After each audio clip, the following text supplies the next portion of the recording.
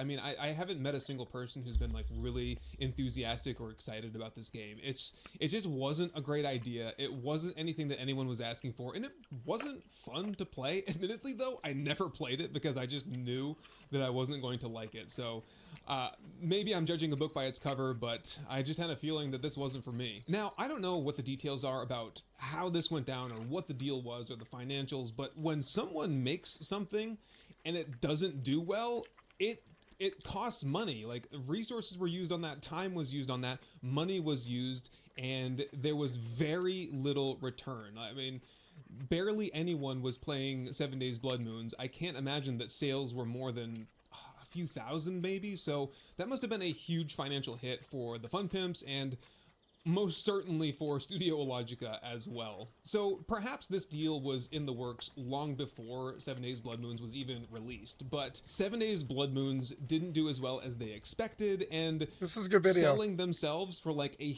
humongous pile of... He got more hits, you got more hits on this video, I think, than Blood Moon that sold. Cash from Behavior Interactive probably kind of helped make up for that. Hey, so what else do we know about the Fun Pimps? Well, there are some sort of super secret other games that they're working on. I've done an entire video on this, so I'm not going to go in depth onto like all the speculation and all the quotes that I pulled from all these old live streams and just data mining for information from weird websites about what these names could possibly mean and what references they could have to other zombie folklore and other media, movies and such. But here are some pending, well, you know, owned, active patents, copyrights for the title Unhallowed and Seventh Curse. Now, the Fun Pimps have actually said before that they are working on these games like as of several years ago, so maybe they've given up on them, but they're still maintaining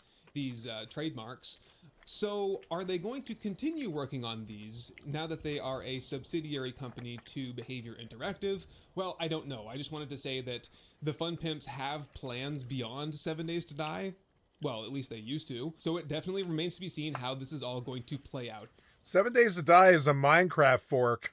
I, for one, I'm cautiously optimistic, as I am with all things related to 7 Days to Die.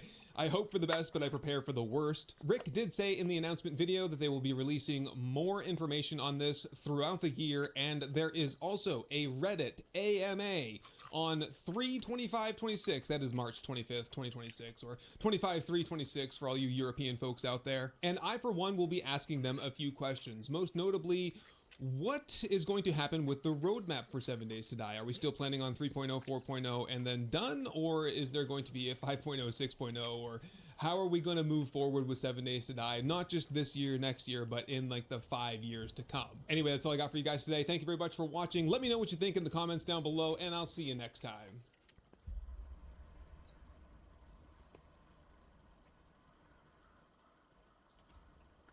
You wanted to leave a comment on the new Retail WoW video on the Sage channel, but I think it could be better here. I don't understand the hate about today's retail when your experience is 10 years old. Kish, I don't hate retail. I just have no particular interest in it. You have to remember that the Twitch streams are just 8 hours of uninterrupted flow state of me talking. It's not like I have thought through everything that I'm saying and curated it. The famous saying, if I had longer, I would have written a shorter letter. I don't hate retail. I just have no particular interest in playing it. If you enjoy playing it, then great. I'm glad for you. I'm happy for you. I will support you playing that as long as you want to play it for. Sounds good. I have no particular hatred for the game. I just also have no real desire to play it. Is retail modern? They want Josh Strife Hayes to save retail. I don't think retail is good enough anymore, even with all the changes they did. Wow, yes. Classic to me just has like a really chill vibe, which I like. And that's the vibe I'm going to kind of continue with. People sometimes think that on Twitch I give, you know, the greatest opinion I could possibly give, when I have to explain that so much of whatever I'm talking about, it's basically just me making stuff up as I go along. Sometimes I'm going to say some real dumb stuff, and that's just kind of the, unfortunately, the reality. But I'm not going to think through everything. Zayu was reacting to your vids the other day, which will get a new audience too who might not understand that. That's fair. I mean, if people want to watch the videos and come in to have a chat, that's absolutely fine. But I think what I sometimes have to explain to people is that I don't always think through everything that I say or do before saying or doing it. I mean, I'm sure I'll be exposed to a wider audience, but when someone sees a clip of what I'm talking about on Twitch, I'm normally not making definitive statements. I'm just saying that my experience with the game is that, and I have no interest in going to do it because of this. I mean, so if you want to come in and say, hey, you know, I've given a bad take, or you wanted to leave this and you want to give your input and you want to give your opinion, that's fine. But I can't guarantee that I'll be able to listen to and pay a huge amount of attention to it. Because my job is to entertain people, and talking constantly is one of the easiest ways to do that. But I also want to make sure that the entertainment comes at a fairly rapid pace, while I don't say something that I'm going to massively regret later. What's the point of uploading if you don't want people to feel something about it? So, Shep, I don't run the Josh Drive Saves channel. I just Twitch stream and I talk to people live, and the Josh Drive Saves channel uploads the bits that they think people will want to watch and want to be relevant, and then people want to come and have a chat about those specific bits, and that I totally get. Absolutely 100% on board, fully understand. What I think is difficult is that the conversations that get uploaded are normally segments within longer conversations, and because there's segments within longer conversations, people come in after seeing small clips of those and say, hey, this is how I feel about this, have you thought about this, have you thought about that? So I'm happy to have the conversations again, but some people are coming in with what they think are either negative connotations, or they're coming in with a more confrontational attitude in general. I mean, Visa does an incredible job of uploading stuff to the Josh Drive Saves channel. Absolutely phenomenal work on his part. But I think a lot of people get annoyed that I don't like what they like, or they get irritated that I'm not saying good things. Yeah, it's like, I'm not here to represent you. I'm here to represent me. I have my tastes, and I play what I like. It is what it is. About what they're saying. That's always a challenging thing to try and do. But whenever I'm talking on Twitch, it's much more of a back and forth conversation. The best way I can describe it is, imagine that you and your friends are having a 7 to 8 hour conversation about something with a huge amount of context and intention around it, and then someone overhears, a 10-15 minute segment of that, and then comes in with, well, hey, have you thought about this, have you thought about that, have you thought about the other? The answer might have been, yeah, we have thought about that, but unfortunately it's going to be a case of context. Like, I don't care if people don't agree with me, that's absolutely fine. I just want people to be able to understand that I don't hate retail. What was the exact thing that was said? It was an interesting line. It was really interesting. Nope, he just fired it off.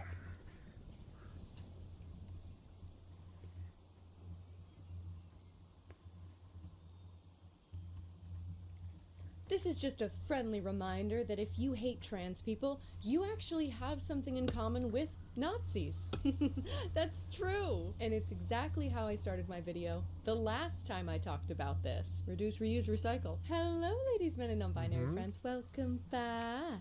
Yes, despite the fact that most of us have to have multiple jobs in order to survive, gas prices are skyrocketing due to a pointless war, everything is too expensive, Americans are bankrupted by their own medical debt every year, houses are no longer affordable for the average family, and most of our tax money is being used to bomb children in other countries, our government has continued to target trans people.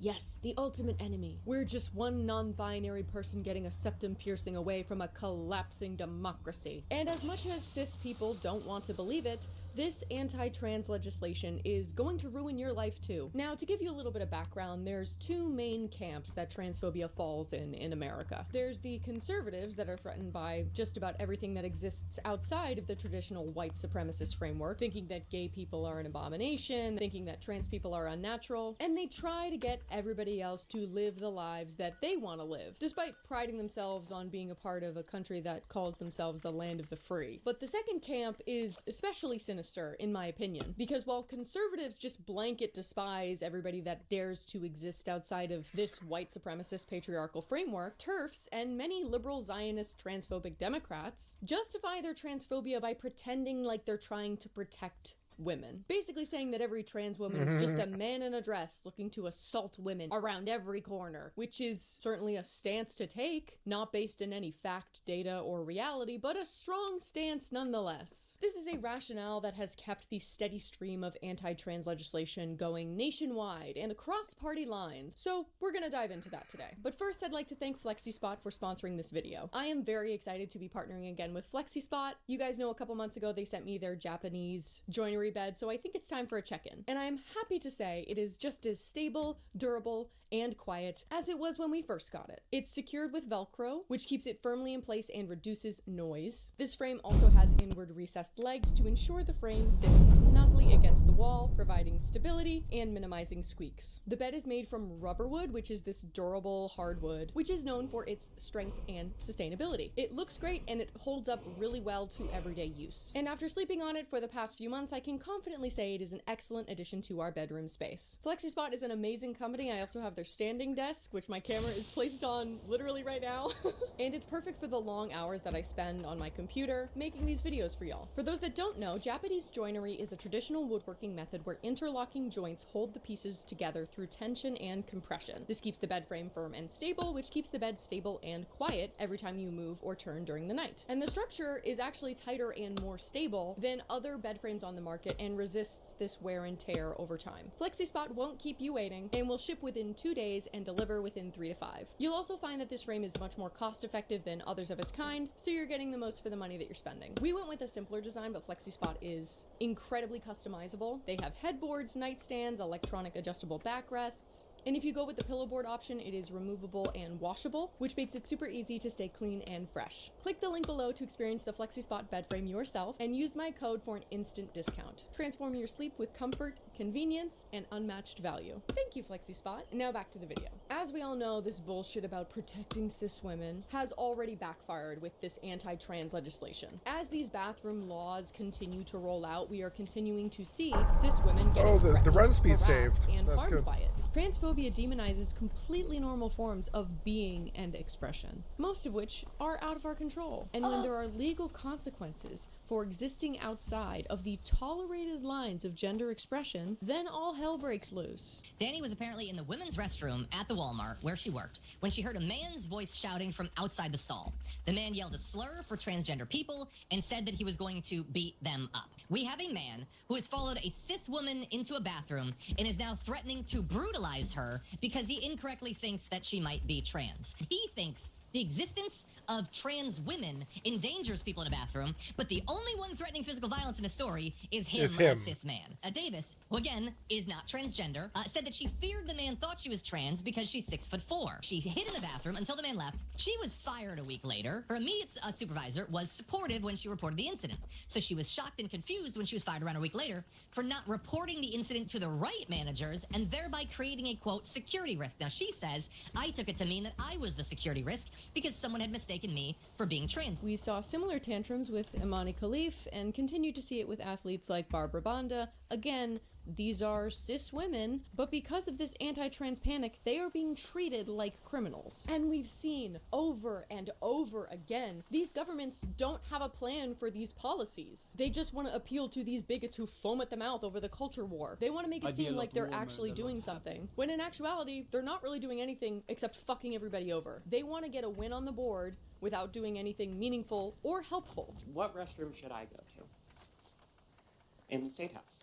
Where do you want me? Do you want me in the men's room? I don't want me in the men's room. I haven't been in the men's room in 6 years. But I'm a trans woman. And let's say this law passes and the House decides we're going to enforce a bathroom policy here at the State House, and I'm not going into the men's room.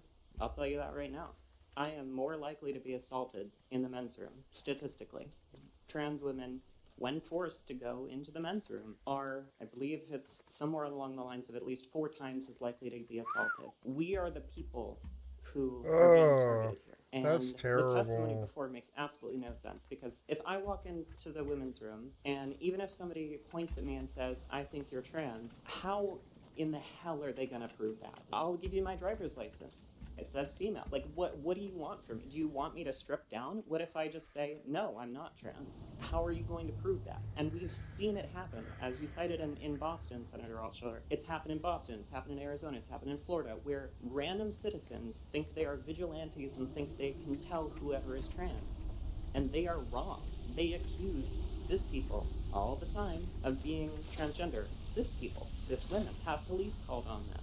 And police, bang on the door of the stall and shine flashlights under there. The police are the only men in the restroom in that case. And the woman literally came out, saw the police officers, and lifted up her shirt to try and prove she was a woman, and they didn't even believe her. This enforcement will lead to everybody getting hurt. There are 5 almost identical bills to this year. There were 2 or 3 last year. I lose track because of how many there are. And I don't care what he said in his words. He thinks everybody is made in the image of God. He just called me an abomination. That's fucked up. If I go into the restroom and I use it like normal, that would be considered a crime, even if I don't do anything at all. And I just keep to myself. I don't say anything. I walk in the stall. But when trans women are the people being assaulted, when we're the people being called abominations and being demonized and dehumanized on national television over and over and over again, this is day by day by day, just these constant attacks that are baseless, that have no evidence. We're just accusing people of violating privacy just by existing. When you call me an abomination, that's what you're doing. People are dying. I have had to console too many grieving mothers and fathers to count. Please stop making more of them. We meet again. Let's stop over to Idaho to see what's going on there. Oh, right! It's more fucking bathroom bullshit. Idaho House passes criminal transgender bathroom ban in business government buildings. Under Idaho's legislature's House Bill 752, repeat offenders could face felony conviction with up to 5 years in prison. The Idaho House on Monday widely passed a bill to criminalize, quote, willfully entering public and government bathrooms and changing rooms designated for another sex. The bill would effectively block transgender people from using their preferred public bathrooms in Idaho, expanding on the state's transgender bathroom ban in public schools. House Bill 752 would create criminal misdemeanor and felony charges for people who, quote, knowingly and willfully enter a bathroom or changing room designated for the opposite sex, with some exceptions. The bill would apply in government-owned buildings and places of public accommodation like private businesses. A first offense would carry a misdemeanor, punishable by up to 1 year in prison for using a bathroom, guys. A second offense within 5 years would be a felony, that sounds like the right punishable wing. by up to 5 years in prison, also eliminating that person's right to vote, mind you. Bill sponsor Rep. Cornell Razor, whatever the fuck, a Republican from Sagal, told House lawmakers that the bill is about protecting women and girls. Obviously, we know this is fucking bullshit.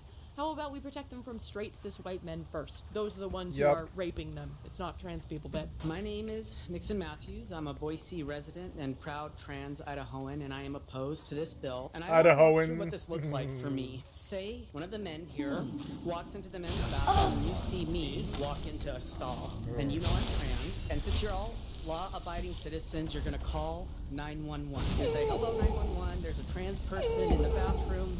They're peeing right now. I'm scared. Please come and arrest them. And since this is the best use of police time, they're going to zip right over in record speed. So let's think about the situation they're walking into. I look like a man. Everyone in the restroom sees a bearded man using the men's bathroom. But the only reason I'm being investigated is because someone knows or thinks that I'm trans. And if that officer decides I violated this law, I could go to jail for up to 2 years for peeing, washing my hands, or even being in the bathroom to grab a tissue. Okay, so let's talk about what this bill forces me to do. It forces me to use the women's bathroom. Say I happen to walk behind. No, I should have and her saved. husband sees someone who Son of a looks like bitch me ass following his mage. wife into the bathroom. What do you think happens next? Maybe the cops get called, but more likely that man is going to follow me into the bathroom, confront me, and even assault me. And it's worth noting that based on existing Idaho code, which I have here and will share, if I were assaulted, that person would face a lighter punishment than I would for using the men's bathroom. So every single day I'm out in public,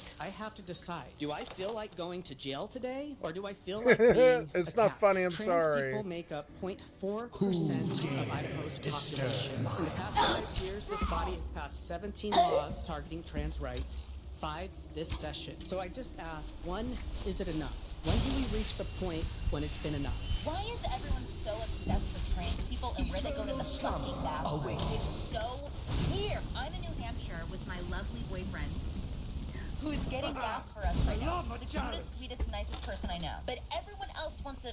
That's crazy town. Why is it in this very state of New Hampshire, trans bathroom bills? In Idaho, trans bathroom bills, punishable by a year in jail, or if multiple offenses, going to the bathroom, walking inside, getting a tissue from the bathroom, felony charges, 5 fucking years in prison.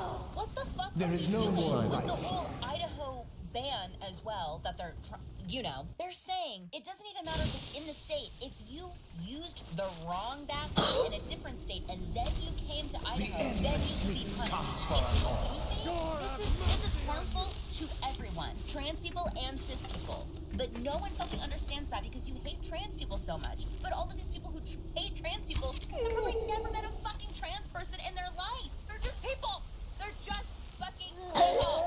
The good news, I guess, is that this has not yet become law. So if you're a resident in Idaho, call your reps. Our country has continued to make exercising our democracy as difficult as possible. Do not let them win. Make them squirm, make them uncomfortable, make your reps absolutely fucking miserable. Because unfortunately, that is the only way this changes. So again, this has not gone through yet, but this is fucking crazy. This is absolutely fucking insane. For using a bathroom, you could get a fucking felony and not be able to vote and have that on your record permanently. You can never It's just so fucking bullshit. Next up is I'll carve you into pieces. Iowa. And I'm not gonna lie, y'all. I can't really sugarcoat this. This one sucks. House File 2557 creates exemptions to the definitions of, quote, child abuse. Did he and, heal quote, him? I think he child healed him. endangerment in Iowa code for a parent's responsible child whose gender identity does not align with their sex assigned at birth. A parent cannot be considered abusive or be exempt from considerations in foster parent licensing, adoption, or custody proceedings based on their, quote, intent to raise, guide, or instruct a child in a manner consistent with the child's sex. Basically, if you want to be fucking abusive to your trans child and deliberately call them by the wrong name, use the pronouns that they don't align with, that's not considered child abuse anymore if this passes. Representative John Dunwell argued the bill was necessary because, quote, in states across the country, we have already seen parents lose custody, lose foster licenses, and even face criminal investigations simply for refusing to affirm a child's belief that they are the opposite sex. We have seen children removed from loving homes based on irreversible medical paths that carry lifelong risks of fertility, bone loss, sexual dysfunction, and regret. Mind you, detransitioners make up less than 1% of trans people, but okay, whatever. So again, the way to eliminate that number is not to further hurt trans people and further deny trans people access to the resources and education and information that they need. It's to create more awareness and to allow paths for people to educate themselves on what it means to be trans and how do you know if you're trans. So again, this is all, obviously we know that this is fucking backwards and stupid, and it's a ridiculous ploy to try to genocide trans people using basic common sense, because I know the Republicans love to say we're the party of common sense while they're jacking each other off in fucking back rooms. There is no common sense in this. The common sense approach, because again, trans people have existed for thousands of years, would be to provide more information and more resources and more access to this for trans people. In fact, Utah actually funded a study to try to disprove that gender affirming care helps LGBTQ plus youth, and this is a fucking lie. They couldn't find any information that would support that claim. In fact, that gender affirming care almost exclusively helps children that are queer, having access to that. So yeah, bullshit. But believe it or not, it gets worse. It also states that a parent, quote, seeking and consenting to a mental health service for a child for the purpose of helping the child live a life consistent with the child's sex cannot be considered child abuse or endangerment. So just a reminder, this is all just fancy speak for conversion therapy. Seeking and consenting to a mental health service for a child for the purpose of helping the child live a life consistent with the child's sex. This is just straight up conversion therapy, and essentially allowing conversion therapy, which is a debunked pseudoscience. It does not help. It is not real. It is incredibly harmful. In fact, the guy that actually founded and created the idea of the practice of conversion therapy has spent basically his entire life trying to undo all of that, and has come out as gay and is living a happy life with his husband. So again, it's all fucking bullshit. And just another reminder, this is child abuse. Conversion therapy, I'm sorry, if you're not okay with your child being gay, if you're not okay with your child being trans or disabled or whatever, you shouldn't be a fucking parent, because if you're having children, that will always be a possibility. Parents that are unable to accept their child for something that they can't control is child abuse. It is cruelty. It is the parent's job to love and support that child. And I know that the people that are standing behind the bill don't even believe that being trans is a thing. It's sort of like arguing with the wall, but that doesn't mean I'm wrong. These people are just fucking cruel and stupid and vile, disgusting little worms. Now, I've seen this Tennessee bill going around as well, and I'm very sorry. This one is also a doozy. This one, again, thankfully hasn't been passed yet, which means there's still something that can be done about it. Tennessee bill could create public registry of trans residents' medical info. Yes. Under the proposal, every gender clinic in the state would be required to report detailed information about transition-related care to the Tennessee Department of Health, which the bill describes as a, quote, right to public transparency. And the minute I read this, I was like, I'm sorry, HIPAA? Anyone? This is very clearly a violation of HIPAA. The required disclosures include the date of care or referral, a patient's age and sex, the specific medications prescribed, including dosage and duration, and any surgical procedures performed, identified by medical billing codes. Providers would also have to report the patient's state and county of residence, along with the treating provider's name and contact information. The information would be compiled in a statewide report that the Department of Health is required to publish, making it accessible to the public. While the bill states that the report must not include, quote, individually identifiable health information, privacy advocates say that the level of detail required could still allow patients to be identified, particularly in smaller communities or when combined with other publicly available information. The legislation also calls for reporting on patients' neurological, behavior, or mental health diagnoses. Taken together, those requirements could effectively function as a public listing for transgender people. Now, make no mistake, in the era of increasing hate crimes and hateful rhetoric against transgender people, Tennessee Republicans are trying to create a state-sanctioned list of transgender Tennesseans that can be used to identify and harass them. And sadly, this isn't Tennessee's first attempt at doing something like this. In 2023, Vanderbilt University Medical Center was forced to turn over trans patients' medical records to the Attorney General under the guise of a so-called fraud investigation. The difference now is that HB 754 would make that information public. It also implements severe penalties for providers who refuse to comply, including license suspension and fines up to $150,000. The bill creates a system where trans people's private medical information is effectively weaponized against them, putting an entire community at risk of being singled out by both the state and the public. Again, if you're in Tennessee, call your fucking reps. But I really want to dive into the recent legislation coming out of Kansas and the announcement coming from the State Department about trans immigrants and non-citizens. I've got a new crime for you. Driving while trans in Kansas. Transis. Sorry. Sorry. Lawmakers in Kansas recently passed a bill that directly attacks transgender and intersex residents of the state. The bill does a handful of things, but I'm going to focus on the two big key points. One, it invalidates the driver's licenses of trans residents in Kansas, and two, it puts a bounty on people using a bathroom other than their sex assigned at birth. Because that's where we are. The bill. What does it do? The first thing it does is it redefines what gender means for the state. And it says that gender means sex assigned at birth. Then it goes on to be like, okay, well, we've cleared that up. And that means that any government document that doesn't match your sex assigned at birth to whatever's labeled as gender is invalid. Now, the bill immediately invalidated driver's licenses. So if you were have a yellow crowbar? Trans person in Kansas and your driver's license did not have your sex assigned at birth on it specifically, suddenly you can't use it. This also applies to birth certificates. The other side of the bill is the bathroom side of the bill. Because we can't get over this for some reason. This manufactured outrage about transgender people using certain bathrooms. The bill makes it a penalty to use a bathroom that is not matching whatever the fuck is between your legs if it's a multi-occupant bathroom. So if you've got two separate bathrooms in a public area and one is men's and one is women's, and you have a penis and you go into the women's bathroom, it doesn't matter how many boobs you have, that's still a violation of the law. I want to be clear that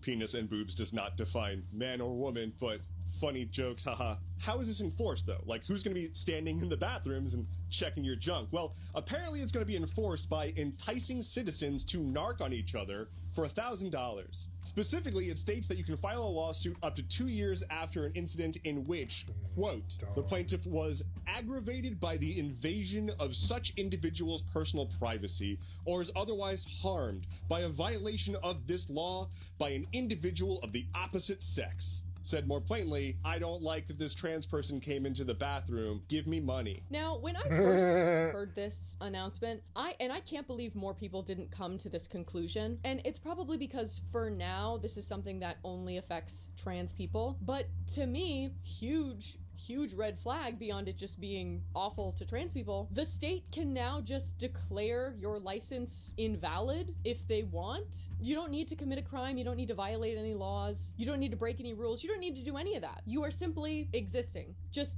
living your life, and the state can declare your license, your papers, invalid. The state can just make up a rule and declare your license invalid, and you will be breaking the law if you do not rectify it. But I don't think people are grasping like the greater implications of this, that without ever doing anything wrong, you are going to have to take time off of work, spend money, gather your own records and documents, and you need to fix this yourself. No help from the state. And this is something that can bar you from voting, from renting, from getting a job, and has put you into a system where you are now othered. You are now on a list. That is a thing now. That has now set the precedent where the state gets to decide whose papers are valid. Like, you do realize that, right? This is a segment from an article from the Lemkin Institute about this recent legislation. Forcible identification is a common tactic of genocidal projects and often precedes containment. It enables genocidaires to easily track the targeted group. What is presented as a simple identifying marker on one's ID or a badge on one's clothes becomes a tool of control. The most well-known example of this is the yellow star badge Jews were forced to wear under the Third Reich. In Rwanda, identity documents specified whether the person was Hutu or Tutsi during the genocide. These identity documents determined who lived and who died. Today, under Israeli apartheid, color-coded IDs are used to control where Palestinians from different areas are allowed to travel or live. Since Kansas passed its trans driver's license bill, I've been asking myself why we even need to have gender on our driver's licenses. This is a picture of Henry Ford's license from 1919.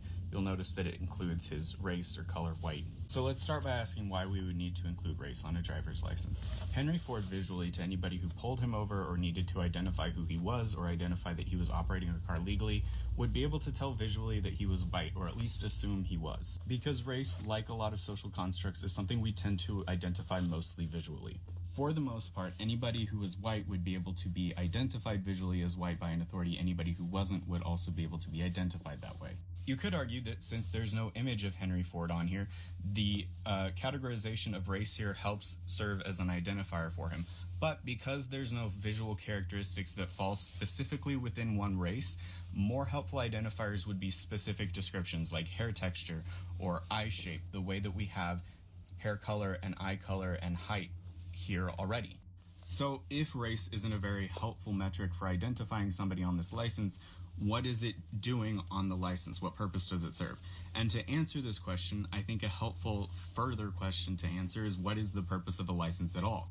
And I would like to propose that the purpose of a license is to confer power and authority to someone. This license lets a person of authority know that Henry Ford is allowed to be driving a car that he's driving. Now our licenses let us know things like, are you allowed to be drinking? Are you an organ donor? Information like that allows people to arrest you. It allows people to kick you out of bars. It allows people to harvest your organs if you have passed. In a sociocultural context in 1919, color mattered. It still does. If somebody pulled Henry Ford over and questioned whether or not he should be driving, he would get automatic privileges for having a W on his license instead of any other identifier. The opposite is true for anybody else, right? And so what this document becomes is a semi-legal way to justify prejudice. It's not that there was like a law saying that white people got a warning and other people didn't, but what it is a sociocultural marker telling people in positions of authority that they can enact their biases, whether it's conscious or not. So what purpose does gender serve on IDs? It doesn't really tell somebody anything that they need to know that they can't already get either visually looking at somebody or from the image on their ID. You don't need to know my gender to give me a ticket, to pull me over, to kick me out of a bar, even to harvest my organs. What it does do is create a legal document that can activate implicit bias. If someone pulls me over and my face looks like this, but my document says female, not only is that a legal document that can activate their implicit biases, it's also a legal document that gives them information about me that they did not have before. They now know that I'm trans. A document that outs me to people in positions of power over me, to people who have the ability to make my life harder or even more dangerous, is a document that tells trans people that we are not welcome in society and that our legislatures are willing to do everything they can to make our lives more dangerous.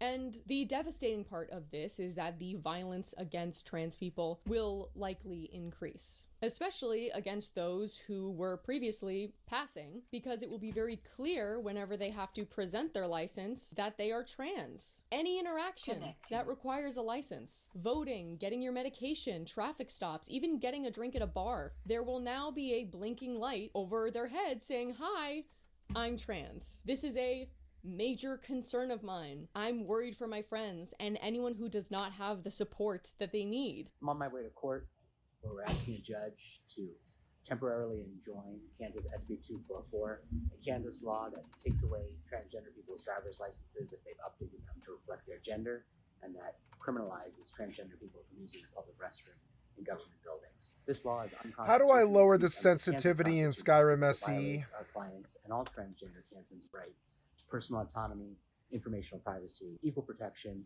procedural due process, and freedom of speech.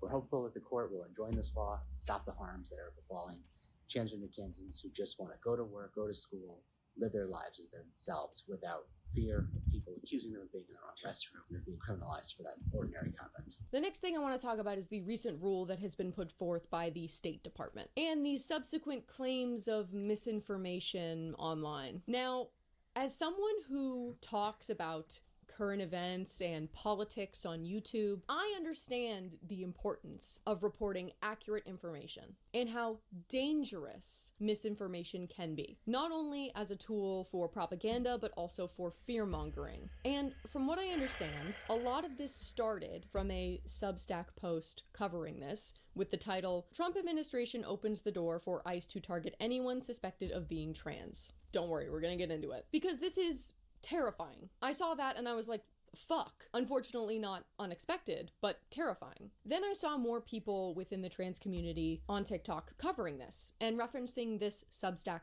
directly. I was lucky enough to find an article from Them, which is a publication dedicated exclusively to covering LGBTQ+ issues, talking about this. Sorting through the facts and panic around the State Department's latest immigration visa policy update. The U.S. State Department finalized concerning new rules about gender markers on visa petitions this month, spreading confusion and fear and some misleading information among immigrant and transgender communities alike. On March 11th, the Department of State amended rules for the Diversity Immigrant Visa Program, commonly referred to as the Green Card Lottery, through which applicants are randomly selected to receive one of 55,000 visas each year. The changes, which are set to take effect on April 10th, require applicants to submit additional information from their passports and adhere to the Trump's administration's definition of biological sex. Under the new rule, DV applicants must submit scans of the biographic and signature page of their passport to the State Department. The rule change was purportedly intended to combat a type of immigration fraud in which third parties apply for visas on a person's behalf, sometimes without their knowledge or consent, for the purposes of extortion. The updated rules also changed the word gender to sex in visa application documents, citing Trump's January 2025 anti-trans executive order. The changes also stipulate that petitioners must enter their, quote, biological sex at birth when applying for a visa, even if that differs from the sex listed on the applicant's foreign passport or other identifying documentation. Quote, there is a risk that the government could accuse a transgender applicant of a false representation if she, for example, lists female as her sex and uploads a passport that also indicates female sex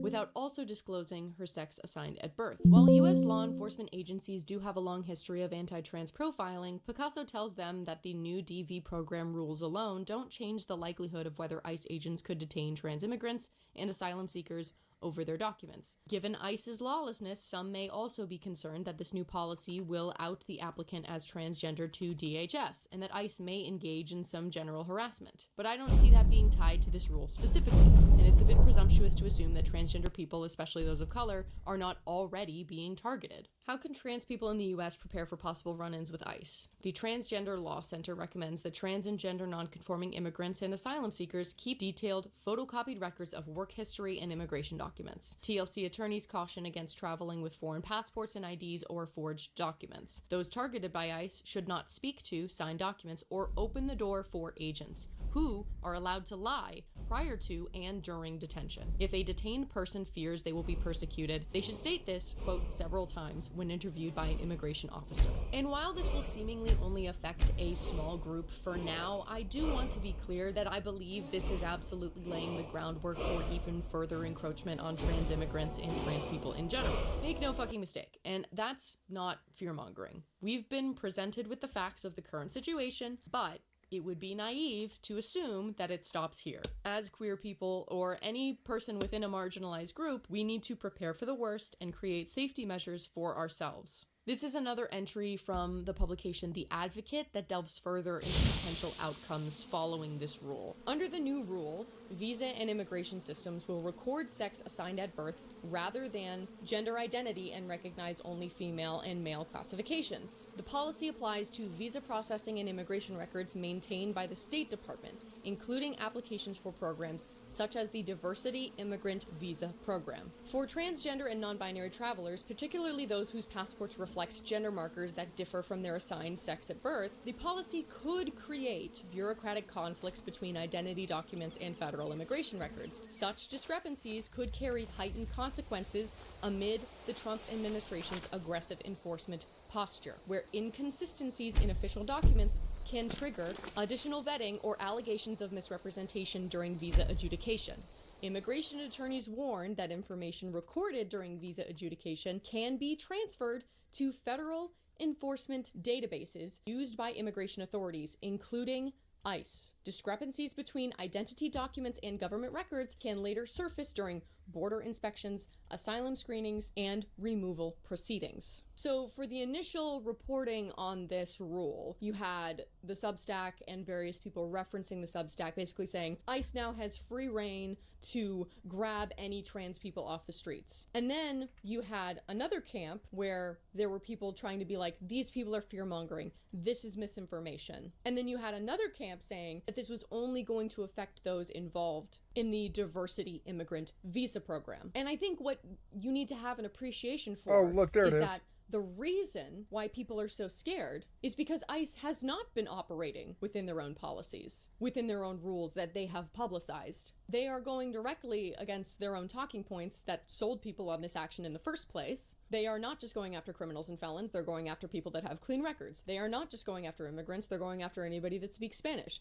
They are not just going after black and brown people, they're going after white US citizens. So I absolutely understand the fear surrounding this, because the fear is based in experience and logic. The way I see it, this is a new order that is paving the way to make it more legal for what they are going to do later. They are already targeting trans immigrants. And I do want to point out that some of these other creators did say that this is scary. They weren't fully trying to like downplay people's fear associated with this, but we shouldn't have a reaction that's like overblown. That was basically the sentiment. With reporting, there is another level of responsibility where it's like, you do need to report on what's happening, but also the possible outcomes that could come from this now that this government is breaking the law. I do believe that that is part of the responsibility of responsible journalism, the possible outcomes for this. That being said, I don't want anyone to spiral into hopelessness, and I don't want the truth of situations to be misrepresented in reporting either. That is not what this channel is about. There is a lot going on, and it can be very difficult to manage. And again, for my cis viewers, this will affect you. And there's this idea that conservatives have been circulating that trans people have only started existing since like 2015. Now,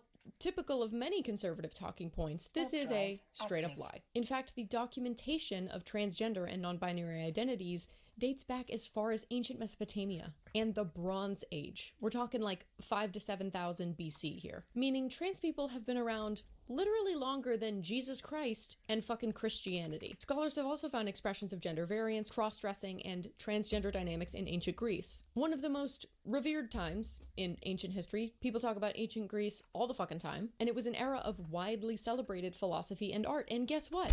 Trans people were there too. Again, these depictions are not simply one-off circumstances or accidents. They are consistently shown throughout history in ancient art with clay figurines with female breasts and male genitalia, paintings and writings that depicted a third gender, mythos of various gods being able to turn men into women and vice versa, and so much more. Two-spirit is a term that has recently emerged amongst indigenous communities, but has been used to describe long celebrated forms of varied gender expression in indigenous communities, dating back centuries. Transness exists in the animal kingdom. Trans people and gender fluidity have been around longer than any conservative. They just haven't bothered to learn about it. Or they have purposefully buried this history in an attempt to illegitimize trans people. And you should be angry. I am so fucking angry. I'm trying really hard to keep it together. I am so fucking angry. It's so stupid to me that this fucking regime continues to target innocent people instead of doing what public servants, in theory, are supposed to do and making literally anything better. There is so much fucking wrong in our society. There is so much that can be done and should be done, and instead we are relentlessly attacking a small group of people that's just trying to live their fucking lives. They're not hurting anyone. They're just living their lives. Meanwhile, our government is filled to the brim with Nazis and pedophiles and fucking murderers. But our concern really lies with the 19-year-old non-binary kid that's working at your local Dunkin' Donuts. That's the shit that we really need to be focusing on. That is the real problem that's facing America right now. Not you the right transphobes wing. make me so fucking sick. You make me too. fucking sick. You are fucking pathetic. You are dumber than rocks, disgusting little creatures from the fucking Black Lagoon. Go fuck yourself, you fucking troglodytes. Conservatives always have to have a scapegoat that they blame because they never actually want to do anything tangible to fix people's problems. They are in the pockets of the people who are ruining our lives. And we see that it usually shifts every few years, right? Immigrants, black people, queer people, trans people, students, disabled people. And their job is to use propaganda and inflammatory language to convince the American people that this teeny tiny itty bitty section of the population are actually the ones ruining your life. Not the ones with billions of dollars and all the power. No, it's the single mom of three on welfare. She's the one. She's why you can't order groceries. Shut the fuck up. Don't fucking piss me off. I started this video with a few stories, and literally in the past week, there were just more and more of these bills cropping up. And I don't mean to say this to scare people. I don't mean to say this to make people feel hopeless. Rather, I hope this will be a wake-up call to any and all cis people in particular watching that we need to stand in front of our trans siblings and protect them from these attacks. Not just because these will affect us too, but because it's the right thing to do, and it's the only way that we will all be free. If we can't protect the most marginalized groups in our society, we will never be free. There will always be a way that those in power will be able to hurt us. I hope this will embolden you and get you angry in the right ways, in ways where you will be inspired to take action and support those that need it. So what can we do? Because this is the Happy Pancake channel, and we're not going to finish a video without some kind of call to action or way to help. The first step is you are going to try to fight transphobia in your day-to-day life. Don't let transphobia get normalized in your inner circles. Call it out when you see it. Next, you're going to follow trans creators. Listening to the people belonging to the identities that you are not very informed on is imperative. I have a list of trans creators in my description. Full disclosure, some of them are friends of mine, but everyone here is amazing. Some are comedians, cosplayers, fandom creators. Some of them are trans activists and use their accounts to actually inform people on what it's like to be trans. Check them out. Next, let yourself be a safe space for your trans friends and family. Don't be posting about them online. Drive them to a doctor's appointment if they need it. Even something as simple as like buying them lunch or a coffee. Transgender people are at a much higher risk for unemployment and poverty than cis people are. Protests, calling your reps. Go to the ACLU website that I've linked below for any bills that are currently in progress that you can speak out against in your state, in your area. Call your reps and let them know why you're worried about this bill. I have never felt unsafe having a trans person in the bathroom with me. I'm sure there were hundreds, maybe even thousands of times where there's a trans person in the bathroom and I didn't even fucking notice. I have been assaulted by a cis straight white man though. Those are the people that women and children need protecting from. It's not trans people, it's cis straight white men, and the data proves that. For any of my trans viewers or any trans person that may have stumbled upon this video, I love you, I see you, I'm sorry this is happening to you, sorry. I will continue to speak out against this fascist regime because they are evil and wrong. You are beautiful, you are special, you are deserving of all the love in the world. I want to do my part in building a world where everyone can be themselves, so please stick around so you can see it. As always, I have Rowan's GoFundMe linked below. She was supposed to attend university this year, but Israel bombed her home and her school out of existence. If you'd like to donate but you don't have the funds, you can always watch my D&D campaign for Palestine, Westerly Academy, where all the ad revenue goes directly to Palestinian families, so by literally watching D&D, you are helping the people of Palestine. Make sure to check out our sponsor FlexiSpot in the description below, and if you'd like to support me directly, I also have my Patreon there as well. As always, thank you so much for watching. Subscribe if you want to hear more from me. Please take care of yourselves and each other. Go Happy Pancake. It's good to fucking see somebody actually stand up for the fucking downtrodden piece of shit fascist bullies.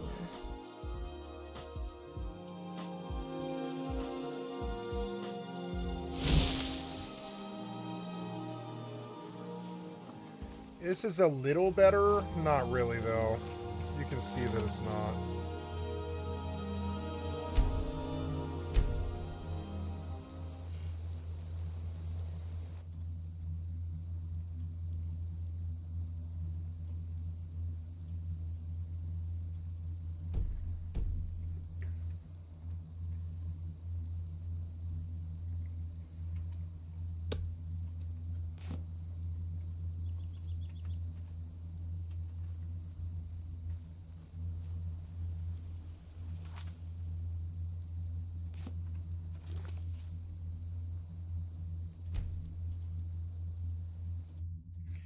Oh, the sensitivity is off the goddamn hook.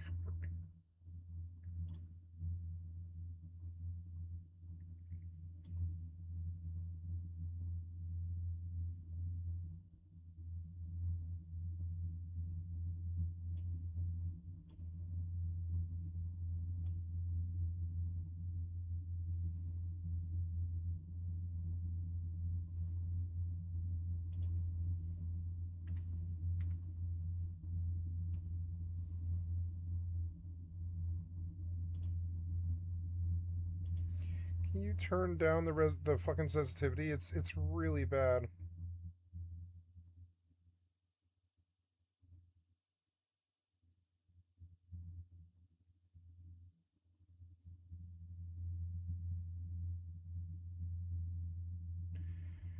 That's why, maybe.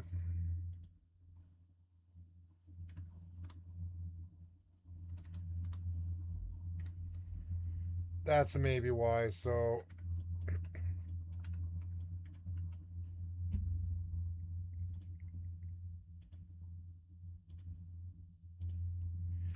Okay, try that. Oh, join fleet. Oh, is it ice time? It is ice time. Corp, the ice goes up... 8:52, yep, right now. So I guess I just go dock up and leave, which is cool.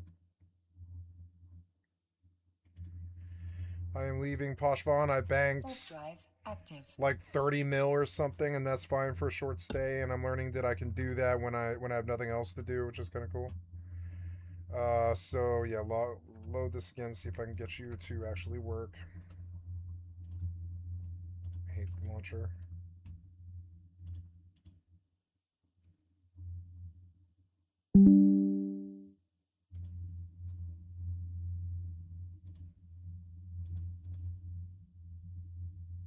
Oh, it doesn't like whatever I did. Accepted. Why?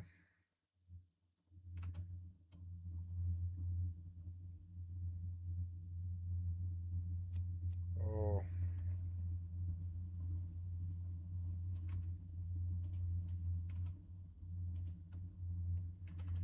Okay, so I think that's working, but I don't want full screen. I want borderless windowed.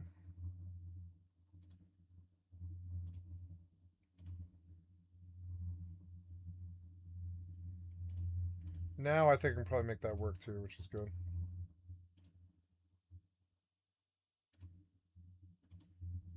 See if that fixes it.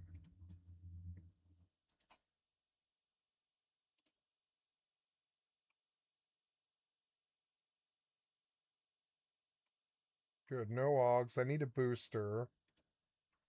Or I could jump. I could just jump. I could just jump, but this is the same thing as killing yourself. I'll lose 2 minutes, but that's alright. Wait, did you leave? Yeah, you did. You did. You did.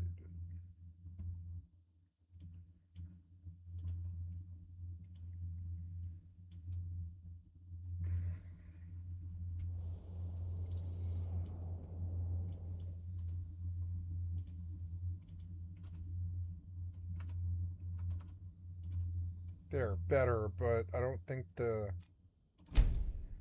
cursor change went through. I don't really know.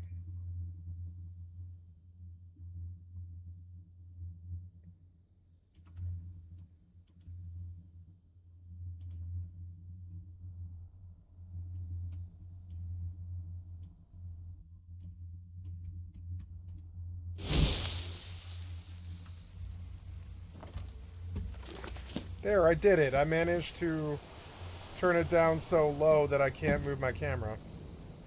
But that's good news. Can I save while it's live? Let's find out.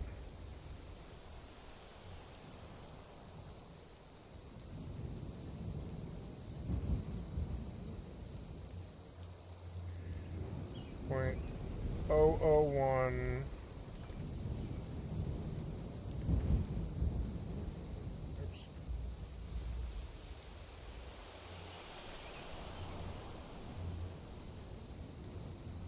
Is the cursor better? A little, but I would like it down like lower than that.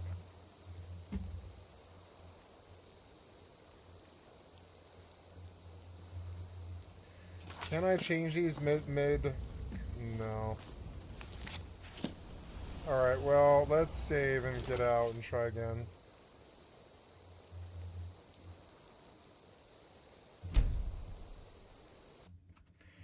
Fucking with these old games. It wastes so much time.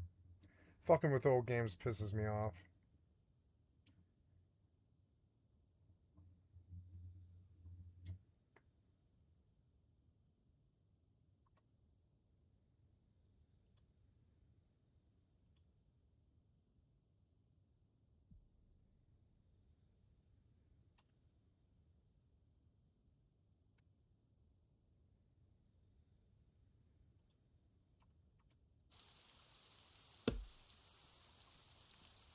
Somebody made it rain.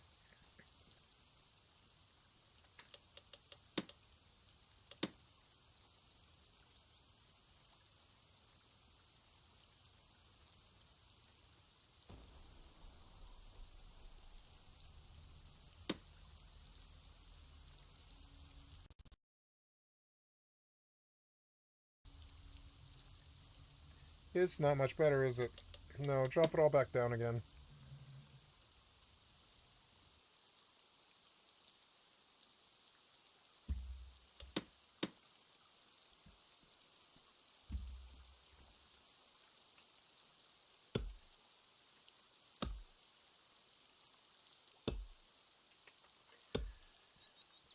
Oh, I am full.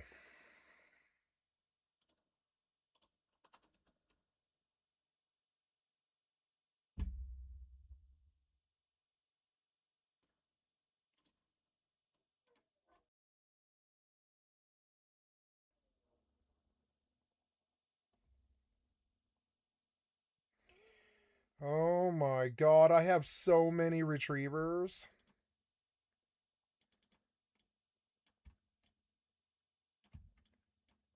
I just take one out.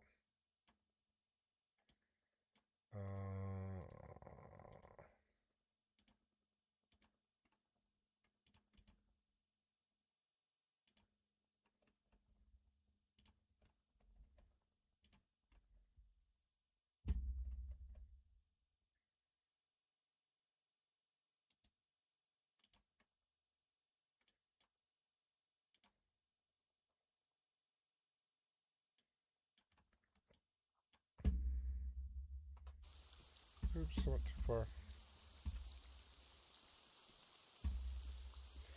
Wow, this game runs way better when Eve is not in the background. I didn't know how much Eve was eating.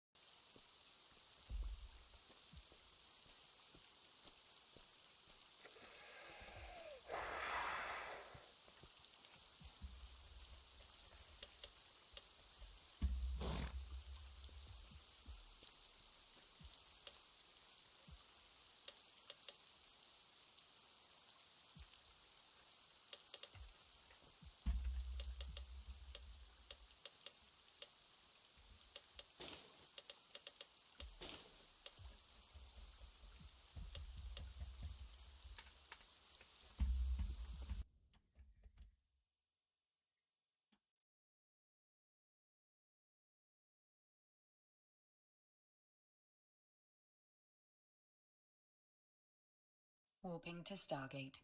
Warp drive active. I don't think the cursor fixed.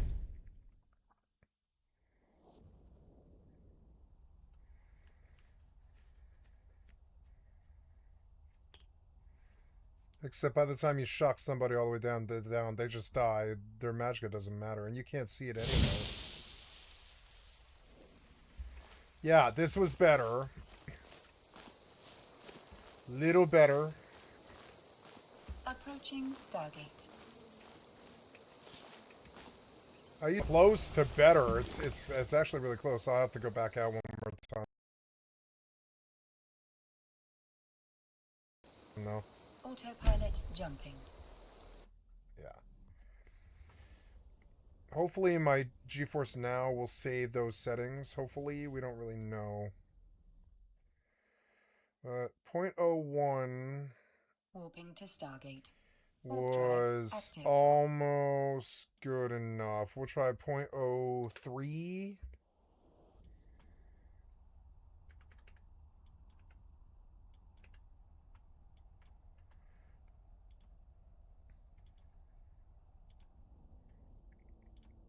And thank God I fixed the sensitivity. It was driving me crazy. Like I'm used to highest sensitivity, but it's not good for your normal gameplay when games hijack that, because then you get used to high sensitivity. You go back to something like Fortnite, you get your fucking ass kicked. I've been there enough to know you don't really want a higher sensitivity game messing with your rotation. It really doesn't. Warping to Stargate. Warp drive active. That doesn't go so well. Tracking hours on Steam isn't good enough.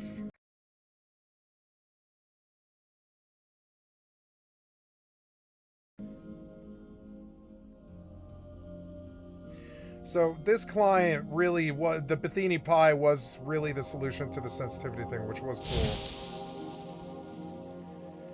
Oh, it's way faster now. How is that right? What? That's way too fast. Why is that way faster now? That doesn't make sense. I didn't go that much higher. Aww. What happened here? Maybe it's that actually, huh? Look, sensitivity should be at 0.001, but the X scale. Warping to Stargate. Warp drive active.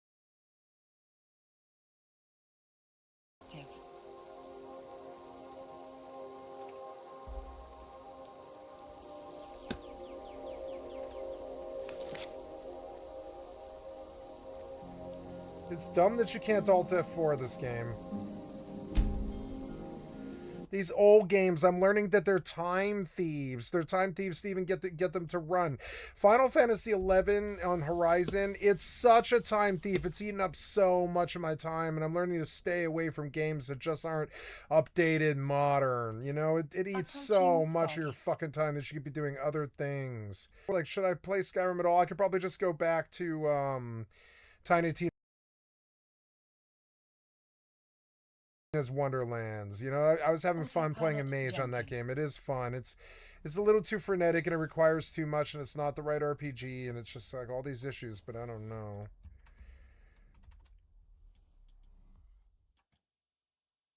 Warping to station. Warp drive active.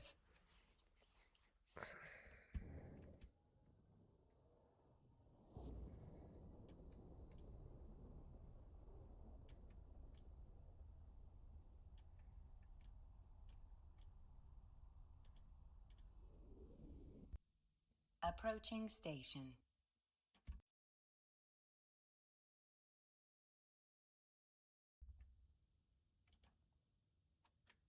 Autopilot disabled.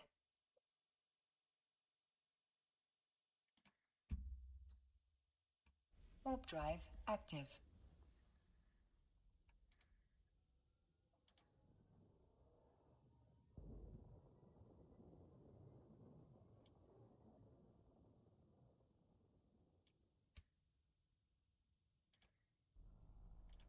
Docking request accepted.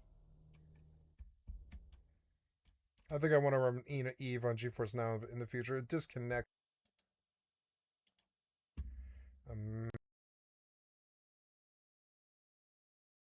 Machina. Oops. Oh, get out of it. Machina fit for. What's in it? Oh, good. We're good. Go. Oh wait, is there stuff in there? Wait, unduck. Oh, sorry, abort. Compress. Dump. Get good and get out.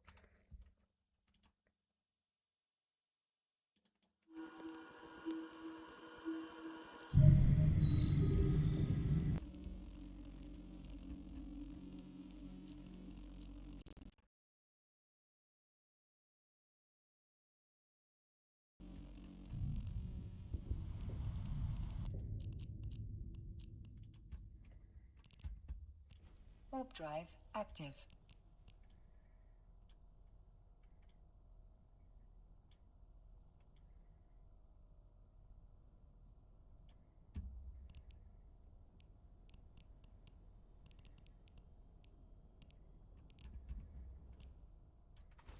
This is the other side of the world in this corp. It's kind of crazy.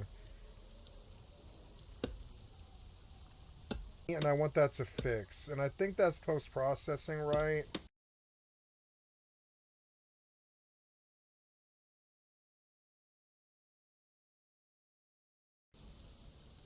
No, it's not. It's... I thought it was post-processing, and it used to be, I think, but now it's textures.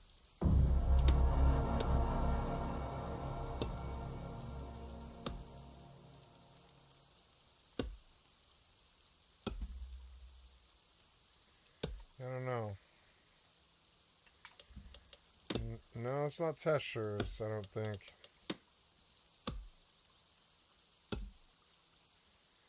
I don't know. I want the frame rate to be lower, though. So...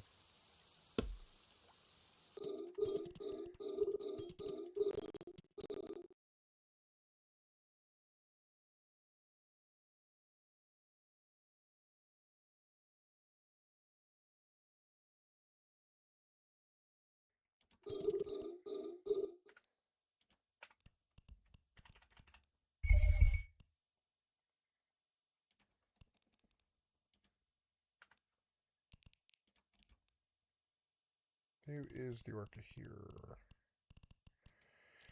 Bright Shine, 89. Pilot. Give him money, 10 for the boost.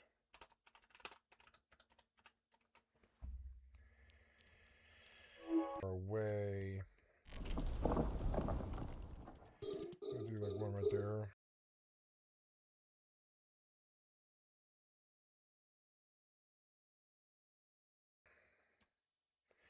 And hopefully I will get some money here. Let's see if it fixed.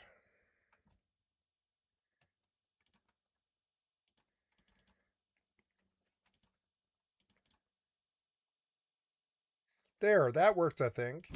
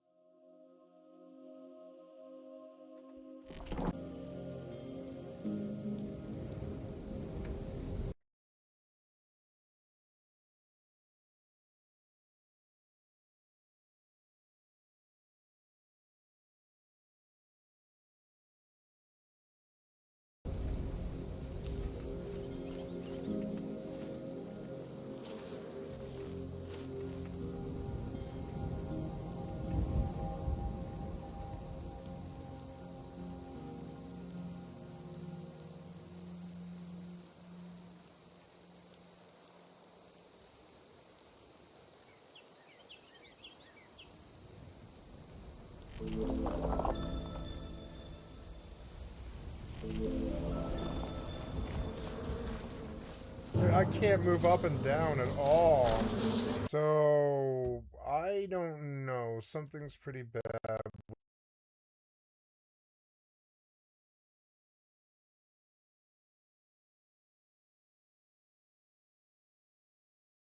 with that. Can we go back and change it?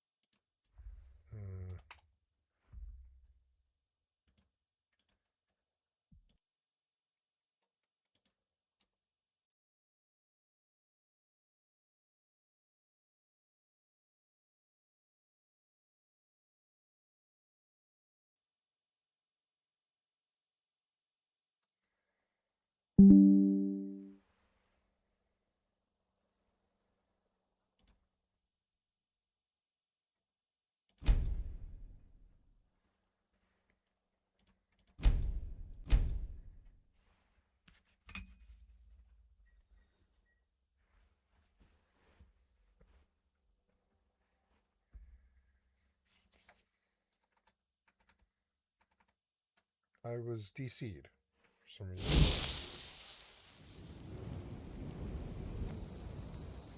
What? You bomb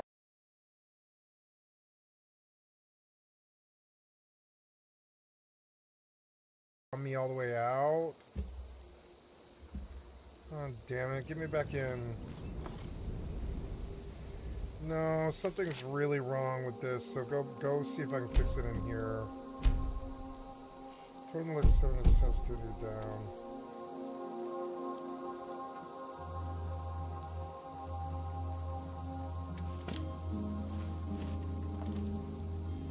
No, it's all fucked up now.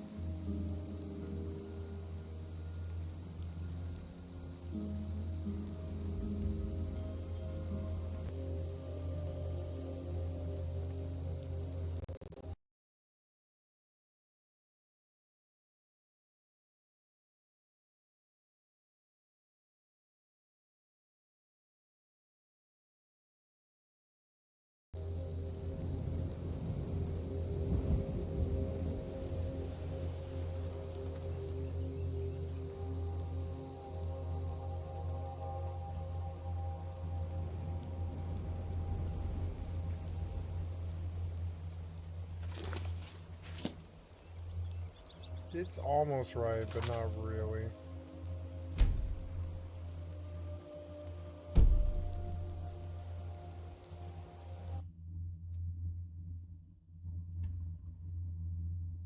Damn it, you're gonna make me relog your seams.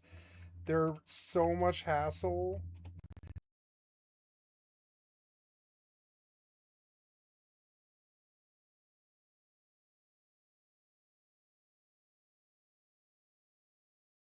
I'd rather just maybe go back to Starfield, but it's not ready.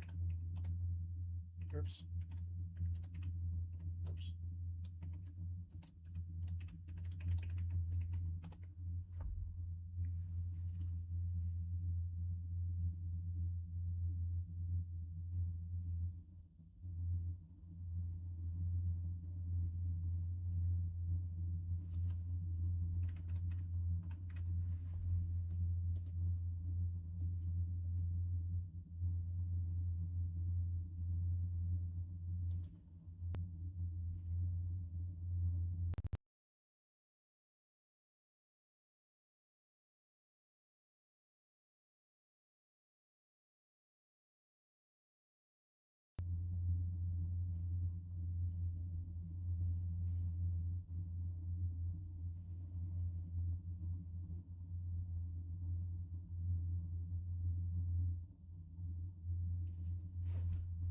It's late, I should go to bed.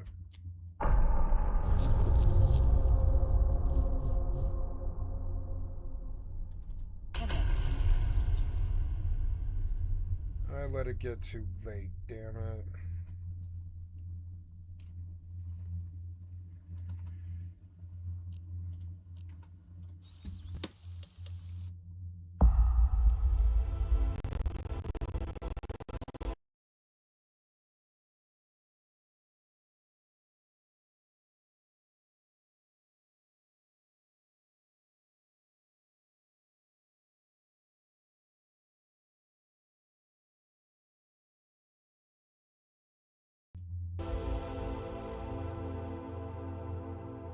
Or no, I'm not gonna go bed, I guess.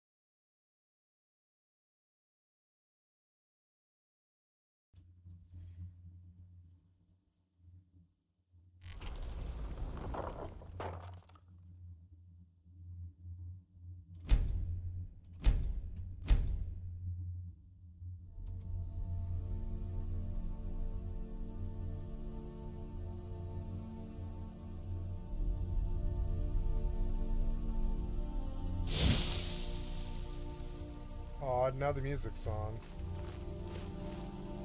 Oh, I have to take it. Let's see. Yeah, its sensitivity is down.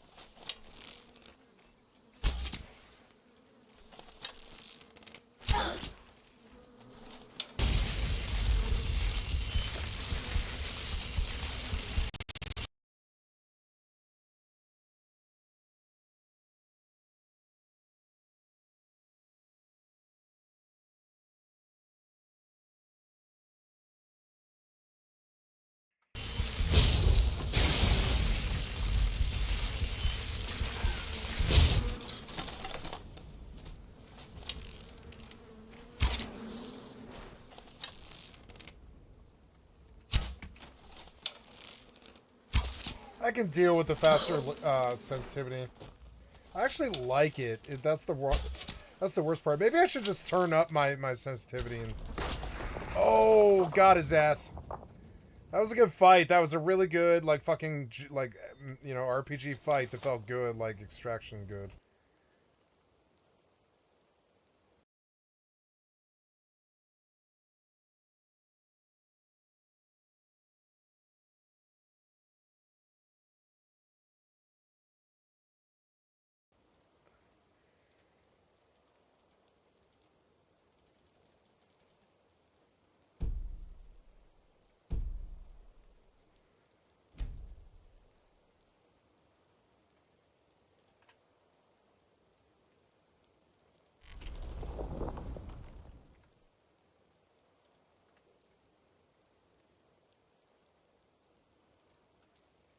Alt.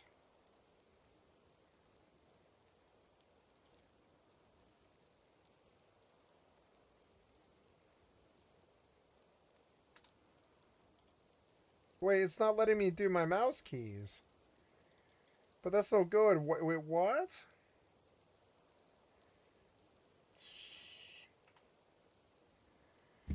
Wait, what do you mean? Like, what does that mean? Yeah, map a key to the function. Wait.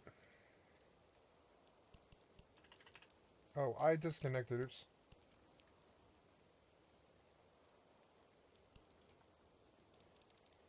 No, my mouse 5's working, just not in this game. Ugh.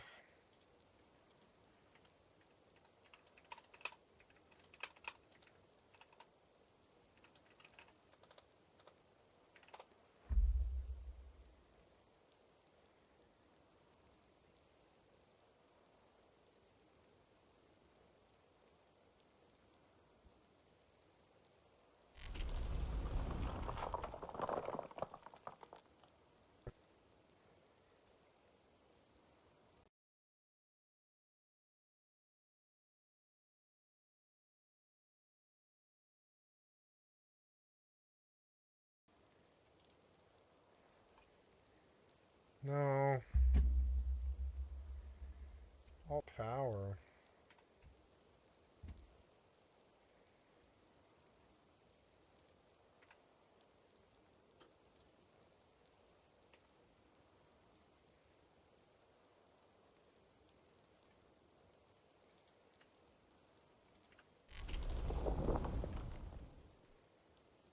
System tab.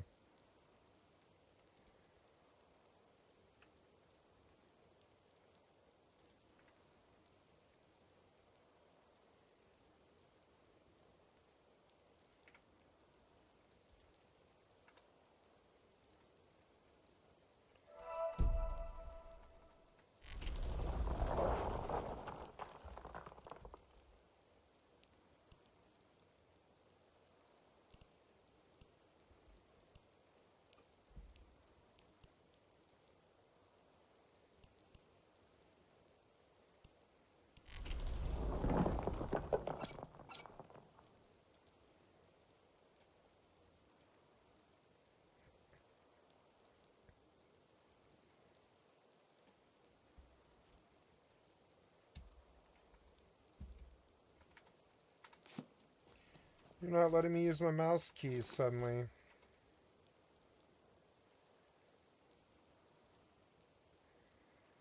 I guess I don't need to in this game, though.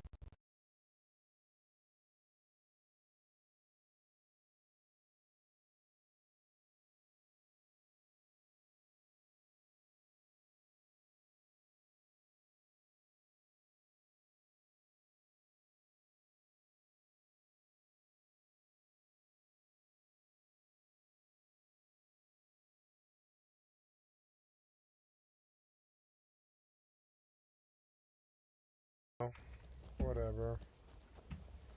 Thought I was putting power on mouse 5. It let me do it on GeForce Now.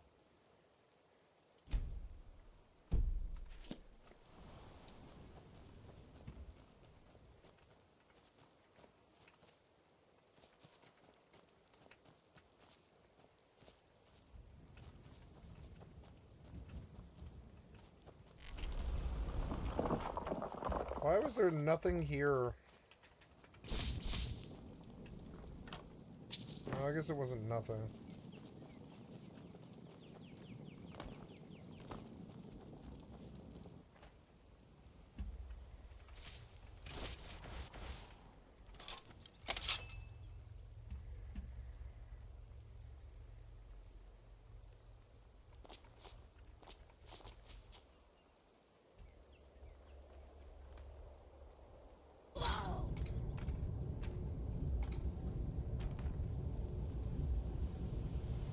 Man, falling sucks.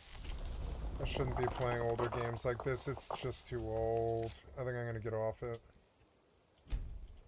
Go back to 76. It can't. Sneered out at us from the ether. That last one's gonna take a bit.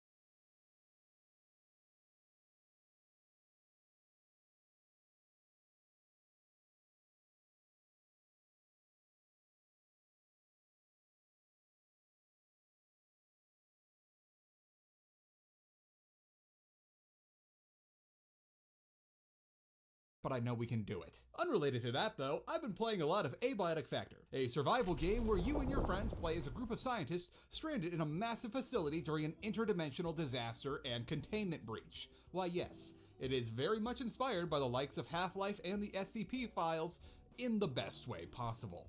I initially heard of Abiotic Factor after a few of you started asking me if I considered it an immersive sim back when it was still in early access. We will get to that later, I promise. For now though, Abiotic Factor has you playing as a bespoke-made scientist with its own stats and buffs and debuffs, working at the Gate Cascade facility in Australia, studying, among other things, gateways into other realities. Some bad stuff happened though, and now those gateways have gotten so unstable, basically anyone or anything can come in and out of them. Half the gates won't open properly anymore, while the other half won't close no matter how hard we try. Lucky for you, you're a crafty sort, and you've got the means and the brains to fortify your position, craft the tools you need to get out of this mess. It's too detail-oriented for my brain.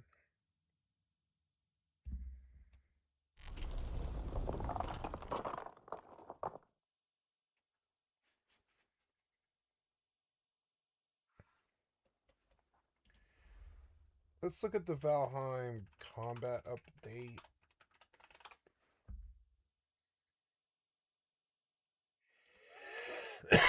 Valheim watched will this never video? be the same, revamping the combat system with a new adrenaline mechanic, reworking its forsaken powers, and added all kinds of new content in creatures, weapons, and Valheim can be trinkets, fun. and way more in its brand new Calls to Arms update. Kicking things off, 2 new creatures were added in the Bear and Vial, and another existing creature got a big overhaul. The bear can be encountered in the Black Forest and appears to pack a serious punch and may rival the troll in terms of fear it will put into players. Defeating the bear will give you his hide, meat, paw, and a chance at his trophy. The meat can be cooked on a campfire or iron cooking station, making for a nice, quick, healthy food, but it is not included in any other food recipes at this point. The other recipes will be used to craft a brand new armor and weapon and it doesn't stop there for two-handed weapon enjoyers, as the movement speed penalty using both two-handed axes and hammers has been reduced from a 20% movement speed penalty to 15%. Better yet, tower shields received an even bigger buff, now down to a 10% movement speed penalty compared to the previous 20. I've long criticized these weapon and shield types, and finally they may just be viable. Blocking also got a huge upgrade, with parrying, or otherwise known as perfect blocks, will now consume 0 stamina. You heard that right, 0. In my opinion, this might be a little broken for the most talented Vikings, but we'll see how it pans out. Further, dodging got a massive buff, as well as a new skill being added. When successfully dodging an attack you otherwise would have been hit by, an audible whoosh sound will be heard, and you will be returned a small percentage of your stamina.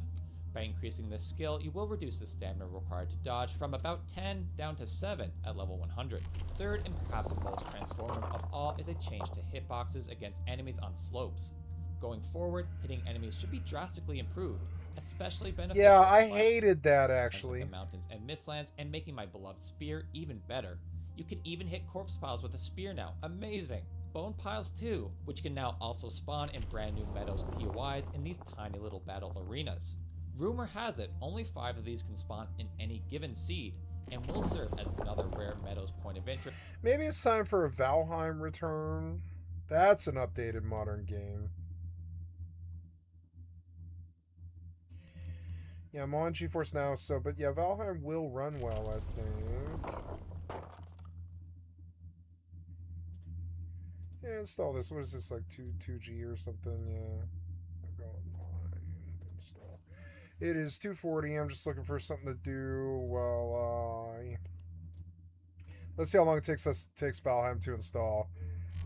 3, 4, 5, 6, 7, 8, 9, 10, 11, 12, 13, 14, 15 seconds. Load. Ooh, you can play with Vulcan. Yeah, play with Vulcan, yeah. Oh, no, you can't. You can't, huh? Oh, but I mean... Well, but that's dumb. I don't know. Show me the local files. Is there a Valheim no Steam?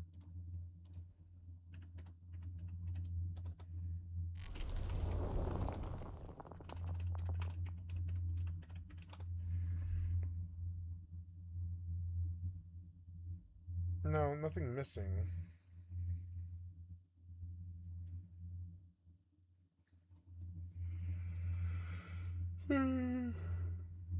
That's sad.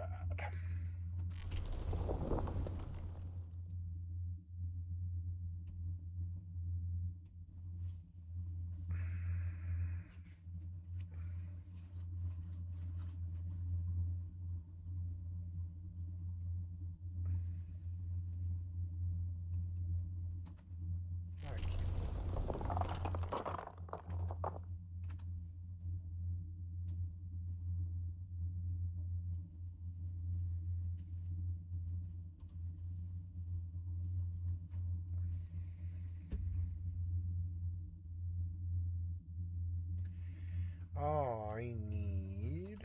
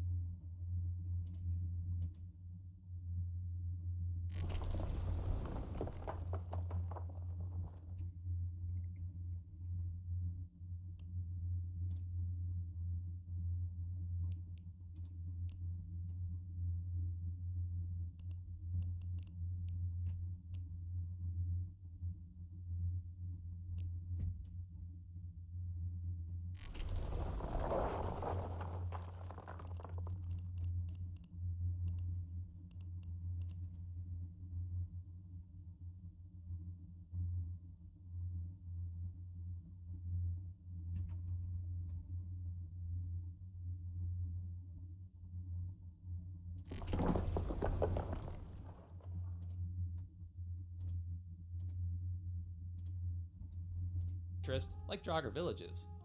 Next up, and before getting to the best part of this patch and brand new mechanics and trinkets, a huge overhaul was made to the game's Forsaken powers, with each of them being improved, with one arguably receiving a nerf. Plus, their descriptions have been expanded with more detail. First is Eikthyr, which has expanded its 60% reduction in stamina usage beyond running and jumping to include swimming. Second is the Elder, which now, in addition to increasing your damage while woodcutting, will also deal more damage mining with a 60% increase to both. A welcome and I think appropriate change. This was a kid's game, but it has an adult's game depth, and that's my problem with it. It's like No Man's Sky. No Man's Sky is a kid's game with adult games depth, and I'm having real trouble with those type of games. I think Enshrouded is the same. Or even Nightingale, although I don't know, Nightingale's a bit more of an adult game, actually.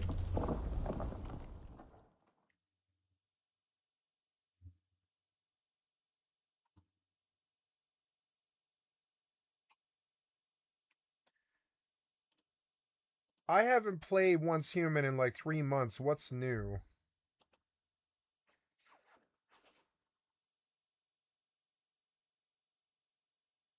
Oh, March 26th today, huh?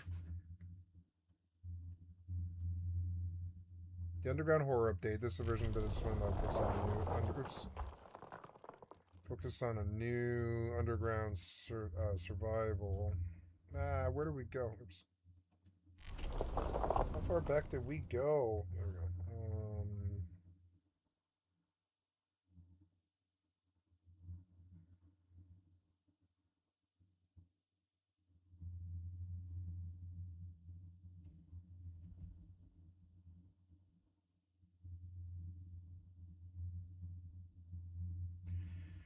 Oh, they did the mimetic system. There's a blueprint rework. You no longer have to gamble with drawing fragments at the wish machine. You now use StarCom to unlock and upgrade blueprints directly from the blueprint screen.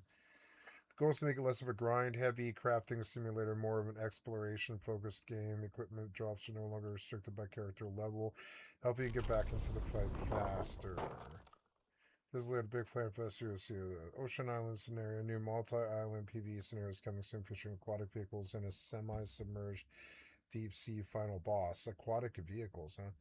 First-person mode, native FPS gameplay is currently in development and expected to roll out across all scenarios later this year. They're adding first-person mode, huh? Console crossplay, cosmetic QL, wish machines but temporarily disabled for blueprints. Visual upgrade. There's been a lighting and immersion overhaul to make the world of Naka look a bit more realistic and spooky.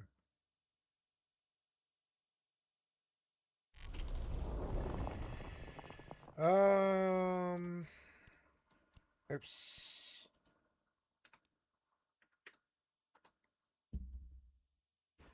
Yeah.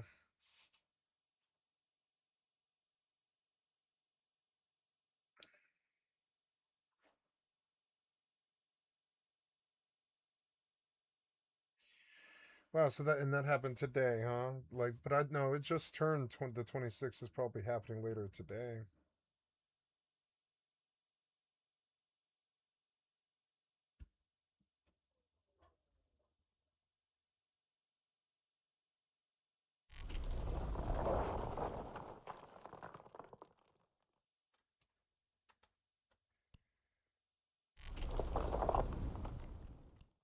I'm gonna turn this down. It's a little loud. 40.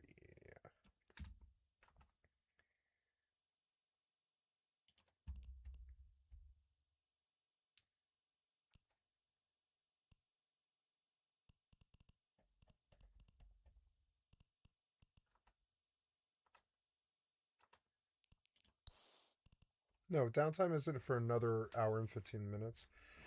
I stayed up late today.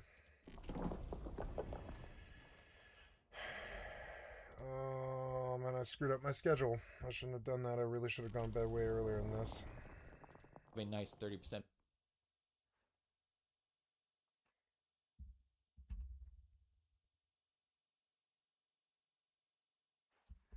Oops, my camera.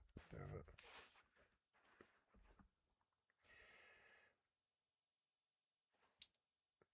So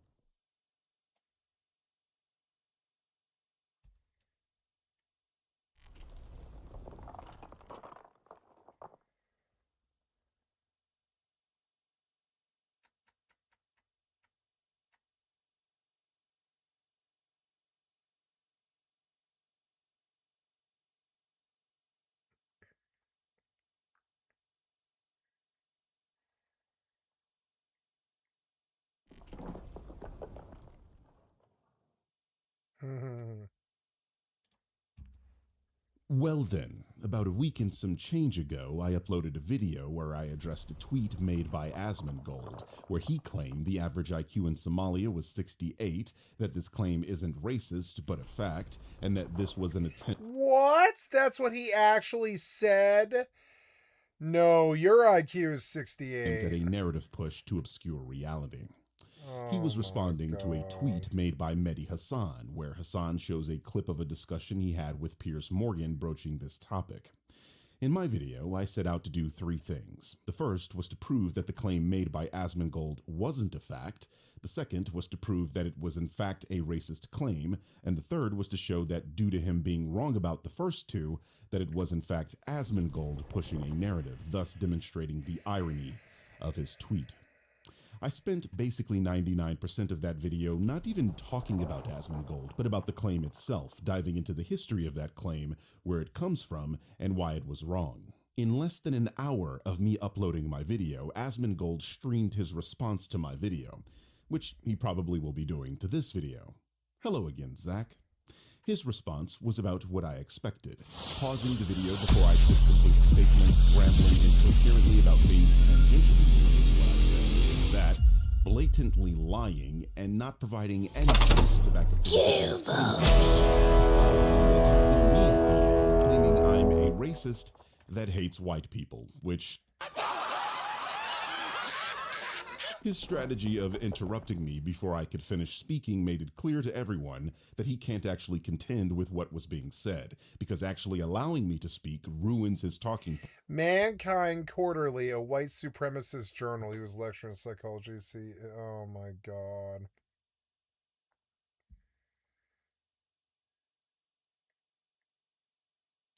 Scientific So he tried to flip racism. the narrative away from his own ignorance of the topic to one of his canned talking points about inbreeding, and later a weak claim about me that a person that literally argues against racism for a living is a racist. You know, now look at what Zach's doing now. Topic to one of his Look at his eyebrows move. And talking points about inbreeding. He is using his eyebrows. And later a weak claim about me that a person that literally argues against racism for a living. He's using his eyebrows for racist. most of his movement now. It's weird. So fine, Pee Wee Herman. You want to make a hasty response? I'm going to slowly cook you. And since you need your handheld, Zach, I'm going to put a symbol on the screen that lets you know when I'm done with a thought, so you don't have to constantly rewind the video to actually hear what I said. In one of the most ironic social media posts of all time, Asmongold makes the claim, in response to Mehdi Hassan, that the average IQ in Somalia is 68, and that I was rounding up, actually. It's like somewhere around 67.67, but yeah. So this is an example of what I'm talking about. Pausing to interject, usually with something irrelevant like this, because I guess he thought that was funny. You see, Zach mistakes talking with actually saying something. Yeah. A professional yapper, if you will. I suppose he's afraid of allowing someone to fully finish a sentence, lest his brain-dead audience hear something insightful. Oh, the sign is on the screen, Zach. You can respond now. Or did you pause before I said even this? Sit on my lap. What makes this post ironic is the very last bit where Zach claims Hassan's tweet is an attempt to push a narrative. It absolutely is trying to push a narrative. Yes, Zach. We know that's what you believe, buddy. That's why I said that. Let's revisit the tweet Zach was responding to. Mehdi Hassan was having a conversation with Piers Morgan on his show. Hassan states that Piers has Trump denial syndrome, as Piers denies that Trump is a racist, to which Hassan responds with, he calls Somali people low IQ. You have TDS, you have Trump denial syndrome. When I say to you, is Trump racist, you say, no, he's not racist, even though he calls Somalis low IQ, Piers. Do you agree that Somali people are low IQ? Is that not the most racist thing? Just to explain, Mehdi, just to Look, explain, you're dodging me. this is not your show. Do you think Somalis are low IQ, Piers? This is not your show, Mehdi. Do you think It's not your Somalis show. are low You don't IQ? You don't get to interview me for half an hour. It's not I your think show. people are worried when about I your come on your silence on show, that. when I haven't been silent about any of these things. So, as we all can see, Hi, the can you sit on context my was lap? that Trump was a racist for using white supremacist rhetoric. Asmongold responds to that video with the aforementioned tweet, citing a not only incorrect number, but one put forth by a white supremacist. Remember the context. Hassan's point is that Trump is using racist rhetoric about a topic he very likely hasn't researched. Starting to sound familiar? Hi, kitty. So I point out the irony of Zach's tweet, that it's him actually pushing a narrative, the narrative being a seed that was planted a long time ago by a racist, repeating racist rhetoric. This was the core thesis of my video, pointing out the irony of this tweet and to debunk the claim at its root while explaining the conditions that Africans face, which accounts for them not having experienced the Flynn effect, or having experienced the Flynn effect to a lesser degree than we of the West. This chart shows that all human groups have experienced significant IQ growth over time because, once again, IQ is not genetic but based on environmental factors. And that right there, the fact that it's not genetic, or me saying that it's not genetic, seemed to turn off the light bulb in the brains of Asmongold and his viewers. They seem to think I said this is what Zach said or believed, and I didn't? I don't know where this talking point came from. I don't expect much intelligence when you're attempting to brigade someone, but I mean, it's almost like these people didn't even watch the video. The vast majority of the video, again 99% of the runtime, is me talking about the history behind the number Zach used. Here is where I'll give Asmongold some leeway. To be fair to him, he's completely unaware of who I am and what I do, and that makes sense. I'm a much smaller creator and we are not in the same niche on YouTube. So he has no way to know that in my videos, especially my video essays, I use a particular issue as an opportunity to teach my audience about concepts they may not have known about. So in this video, I explain the origins of the claim Zach made and why it was bad science. And because it's bad science, that we shouldn't be parroting it as if it's a fact. Because if you're parroting bad science as a fact, you're pushing a narrative. And if you're pushing a narrative while claiming others are pushing a narrative, you're committing the sin of irony. It's trying to push the false narrative that every culture and every group of people has an identical IQ. This is not true. Everybody knows this isn't true. You take 3 seconds and you look at the world and you know it isn't true. This is why I placed the clip of Piers and Mehdi Hassan in this video, so that you all have the context, because we all just heard Asmongold lie, right? In what part of the clip that I showed or didn't show did Mehdi Hassan suggest that every culture has an identical IQ? Oh, the sign is on the screen, Zach. You can reply now. And I think you don't actually have an answer, because that didn't happen. So what you're going to do is ramble about something I didn't ask. Answer my question. Where did Mehdi Hassan say that in the clip? Oh, he didn't? Right. So in reality, your framing of this issue is something you've made up because you're culture warring here and wanted to parrot a long discredited talking point. Well, not only is this Asmongold's attempt to push a narrative, but the claim itself that African people have low IQs is also an attempt to push a narrative. Yes. That number typically traces back to the work. There's also a lot of other components to why people have low IQ, and it's not necessarily race.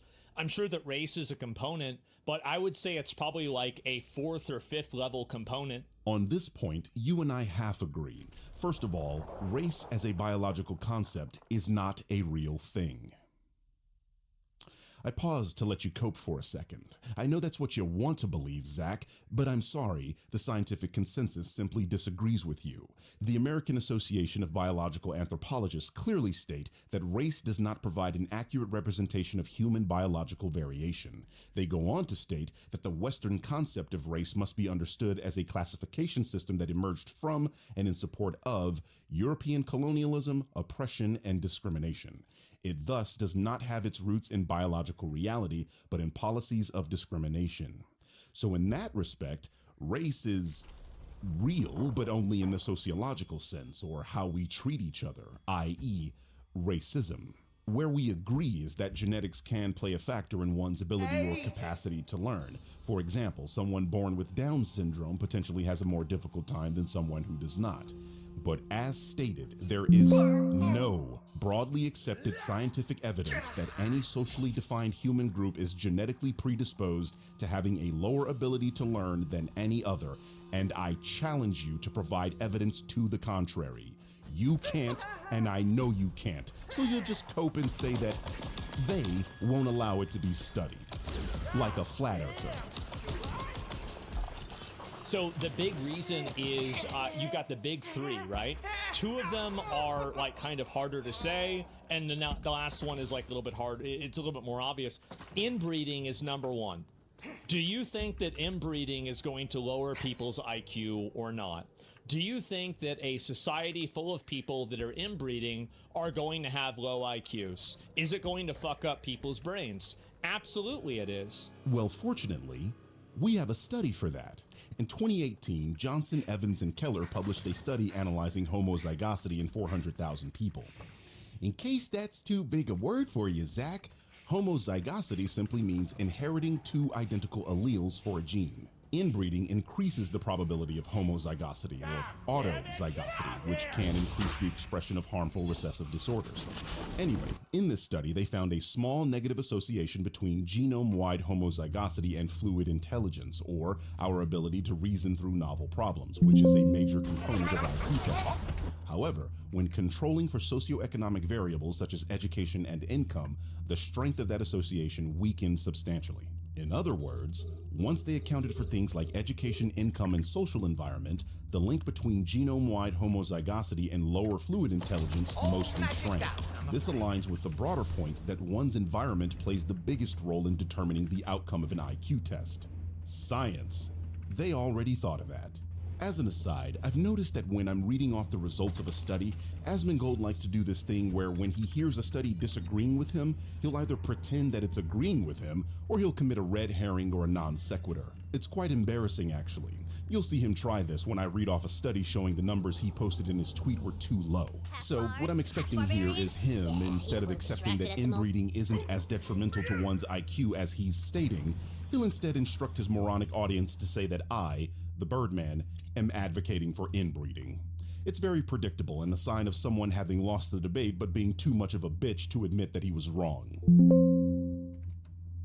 You also have the amount of nutrition. You have food. So if you take people that are inbred, that have no food, you are going to have people that have extremely low IQs. This is just obvious. And the problem is that some people want to pretend like this isn't the case, but it's very evident that it is, because your brain isn't getting the nutrients that it needs. Now, I think that, again, if you really even assign all of that and you remove all of that, very clearly there probably are some degree of racial differences, but the main factors are inbreeding and nutrition. That's a massive fucking factor. You're nullifying your own argument here, Zach. For those that are unaware, Asmongold doesn't want Somali immigrants in the United States. His reasoning is, among other things, they are low IQ. But he's contradicting his own argument here by admitting their environment plays a part. If Somali people immigrated to the United States, they would then have the environmental factors that we both agree would raise one's IQ scores, meaning his argument about IQ is not only a massive deflection, it's also an internal contradiction. Everyone who knows anything about IQ understands that IQ is not static, even Zach here. Otherwise, there is no point in him talking about their environment. There's also a lot of other components to why people have low IQ, and it's not necessarily race. I'm sure that race is a component, but I would say it's probably like a 4th or 5th level component. You also have the amount of nutrition. You have food. So he's acknowledged a causal factor, but is actively attempting to block the mechanism that would change the outcome. And also, if you look at the way that people from Somalia have integrated into British culture, how they've integrated into American culture, how they've come from, let's say, Japan, you will see one common variable every single time. It's that these people are total drains on the society. They are massively problematic. They're scamming. They steal things. They do not integrate. And at the end of the day, they are a negative for the societies that they come to. Oh, I was waiting for Zach to substantiate that claim with any kind of evidence, but I guess that ain't coming. I guess we'll have to do the hand-holding that his audience usually has to do for him. Zach mentioned 3 societies where Somali people have integrated: British, American, and Japanese. He claims that Somali people have been a drain on these societies and that they are a negative. These are nebulous words with no real meaning, because he could be talking about a number of different things, and Somalians should we pin are him down everywhere. on one thing, he'll commit the Mott and Bailey fallacy, which he'll probably do while streaming his reaction to this video. But let's try anyway and see which corner he paints himself into next. Let's talk about our home country first, the United States. There are about 260,000 people of Somali heritage in the United States, 32% of whom are concentrated in the Minneapolis-St. Paul area, the largest enclave of Somali people in the country. 58% of that population in Minnesota are American-born citizens, meaning they are due the rights and privileges of anyone born in this country according to the 14th Amendment of the Constitution of the United States. The Somali population has an estimated $8 billion positive economic impact while paying $67 million in state and local taxes annually. Remember, the Somali population in Minnesota is only about 100,000 people, and 42% are minors. That leaves an adult population of roughly 58,000 people. Yet this relatively small community is tied to an estimated $8 billion in economic activity across Minnesota. But in Asmongold's Looney Tune-ass world, that's a drain. Okay, but what about welfare? There's a talking point floating around that 81% of Somali households are on welfare. This is misleading. The correct statistic is that 81% of Somali households have used at least one public assistance program, most commonly healthcare or food support. What's also left out is that Somali migration to the United States has largely been refugee migration, not economic immigration. Refugees arrive with few resources after fleeing war, so the type of welfare they utilize is temporary public assistance as part of the United States refugee resettlement policy. See? It's right here. But what is the cost of that welfare, I'm hearing you ask? Well, we have that information too, directly from the ASPE, and I quote, "Refugees and asylees contributed more revenue than they cost in expenditures to the government." Oh, the sign is on the screen, Zach. You can interject with your bullshit cope now, but I'm very curious what you're going to say. My guess is this data that directly comes from the United States government is biased somehow. Anyway, it doesn't matter, because since the government began analyzing fiscal impacts by immigration status, the data has consistently shown that immigrants and their descendants contribute more in taxes over the long term than they receive in public benefits. Economic estimates place their net fiscal contribution at over $14 trillion, meaning immigration has significantly strengthened the U.S. tax base rather than draining it. When it comes to the United States, you are wrong. Now let's talk about the UK. There are even less Somali people in the UK than there are in the United States, accounting for 1/3% of the resident population. The overwhelming majority of British Somali people speak English as their first language, with over 74% of those who don't speak English as a first language stating they spoke English well, demonstrating that the majority of Somali people are integrating into British society, at least based off their language skills. 66% of British Somalis report having good health, and you see a natural decline as one ages, which is expected for all human populations. British Somalis are less likely to be employed compared to the rest of the population due to a couple of factors as outlined by this same census report. Higher unemployment among Somalis in the UK mostly comes down to the fact that many arrived as refugees after Somalia's civil war in the 90s, not economic migrants. A lot of first-generation arrivals had disrupted schooling, limited English, or job credentials that didn't transfer to the UK. On top of that, the population itself is very young, meaning a large chunk of that are still in school or just entering the workforce.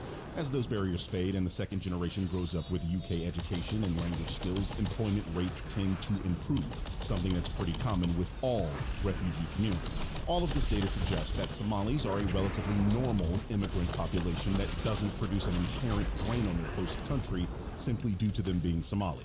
Just like in the United States, they contribute positively overall to the economic framework of the country, and we have examples of the Somali population revitalizing neglected commercial areas in cities like Birmingham and Cardiff. Looks like you're 0 for 2 there, Zach, but I'm sure Japan will surely save your argument, right? Here is a map of the global distribution of the Somali diaspora by country. You might notice that Japan is gray. Well, this is because there are fewer than 500 Somali individuals in Japan, with the best estimates we have ranging from about 100 to 300 individuals, most of whom are students. In a country whose 124 million population is 98% homogenous, I'm sure the 300 Somalis in Japan are total drains on the economy.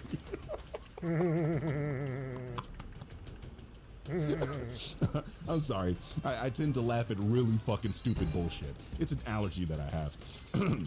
Asmongold fans, ask yourself why Zach just made a claim for which there is literally zero evidence. I urge any of you to type this into Google, asking it, what is the population number for Somalis in Japan? And you'll see something like this pop up, where there exists literally no census data on Somalis in Japan. So, dear Asmongold viewer, how in the fuck did Zach know Somalis are an economic drain in Japan when not even Japan knows that information? Sounds like someone is pushing a narrative, doesn't it? So why would you bring in all these people that have such a high rate of there being a negative outcome? Why would you ever do that? It's stupid. Sounds like Zach is describing Westerners visiting Japan, doesn't it? Anyway, this is an appeal to emotion, a logical fallacy, and he's doing this because he doesn't have empirical data to support his conclusions. He's tying in multiple different concepts to scare you into objecting to immigration. He even brings up female genital mutilation. Do you want to know what the percentage of women who are victims of female genital mutilation are in Somalia? 99%. I'm not kidding. See? He did say that. The problem with his claims is that we have a control group already in the United States, the Somali American population. First of all, Somali immigrants overall are incarcerated less than native-born Americans, period. And while we're on the topic of Somali females, Zach's claim about female genital mutilation is true, but again, he's forgetting we have a control group that refutes his conclusion. This is a study highlighting the fact that upon immigrating to a new host country where the practice is frowned upon and or illegal, migrants change their attitude. Okay, guys, this is where I stop. I'm going to go to bed. I got to do something in the morning for my family, and I stayed up way too late tonight and flipped my schedule, but I don't mind staying up until 4. It's whatever. And so, yeah, and so I will stop here. Quit to desktop, main menu, quit to desktop, yeah.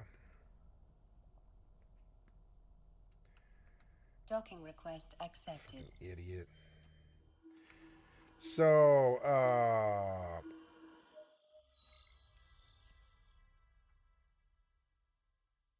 yes, and so, oh good, I made 25 mil, which is good.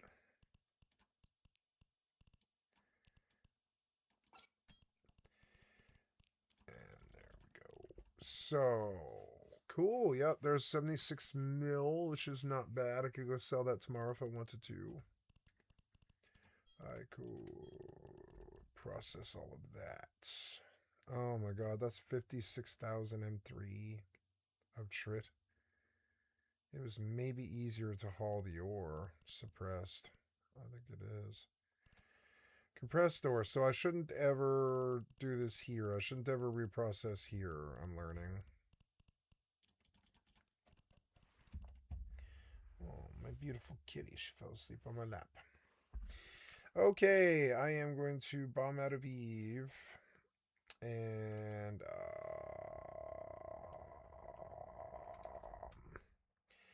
okay, and what else? So, you have been watching Skycat Live. I'm a full-time variety gamer all day, every day. Put me on in the background. Click on the cat's face to donate. Come to the Twitch or the YouTube at skycat.live and give me a like, sub, or a follow. And I love you guys. Thank you so much for your time. Thank you for supporting me on Kick. I'm gonna close down the Kick now. No, I want you to close down the Kick. I don't know. Maybe you have to stop the main before you can stop the Kick. Odd. Well, in any event, I will be back here in a little bit tomorrow and play some more games and stuff. And so I will stop here and post all of today's session. I recorded it as I do every day's session, and I will place it on my channel. And come to my channel. I've got, apparently I didn't finish uploads, I guess. No? Okay, well, anyways, we're going to worry about that now. Oh. fucking annoying. Actually, we're caught up here, I think. Although I don't know. No, I'm not caught up, but that's all right. I'll worry about all that now.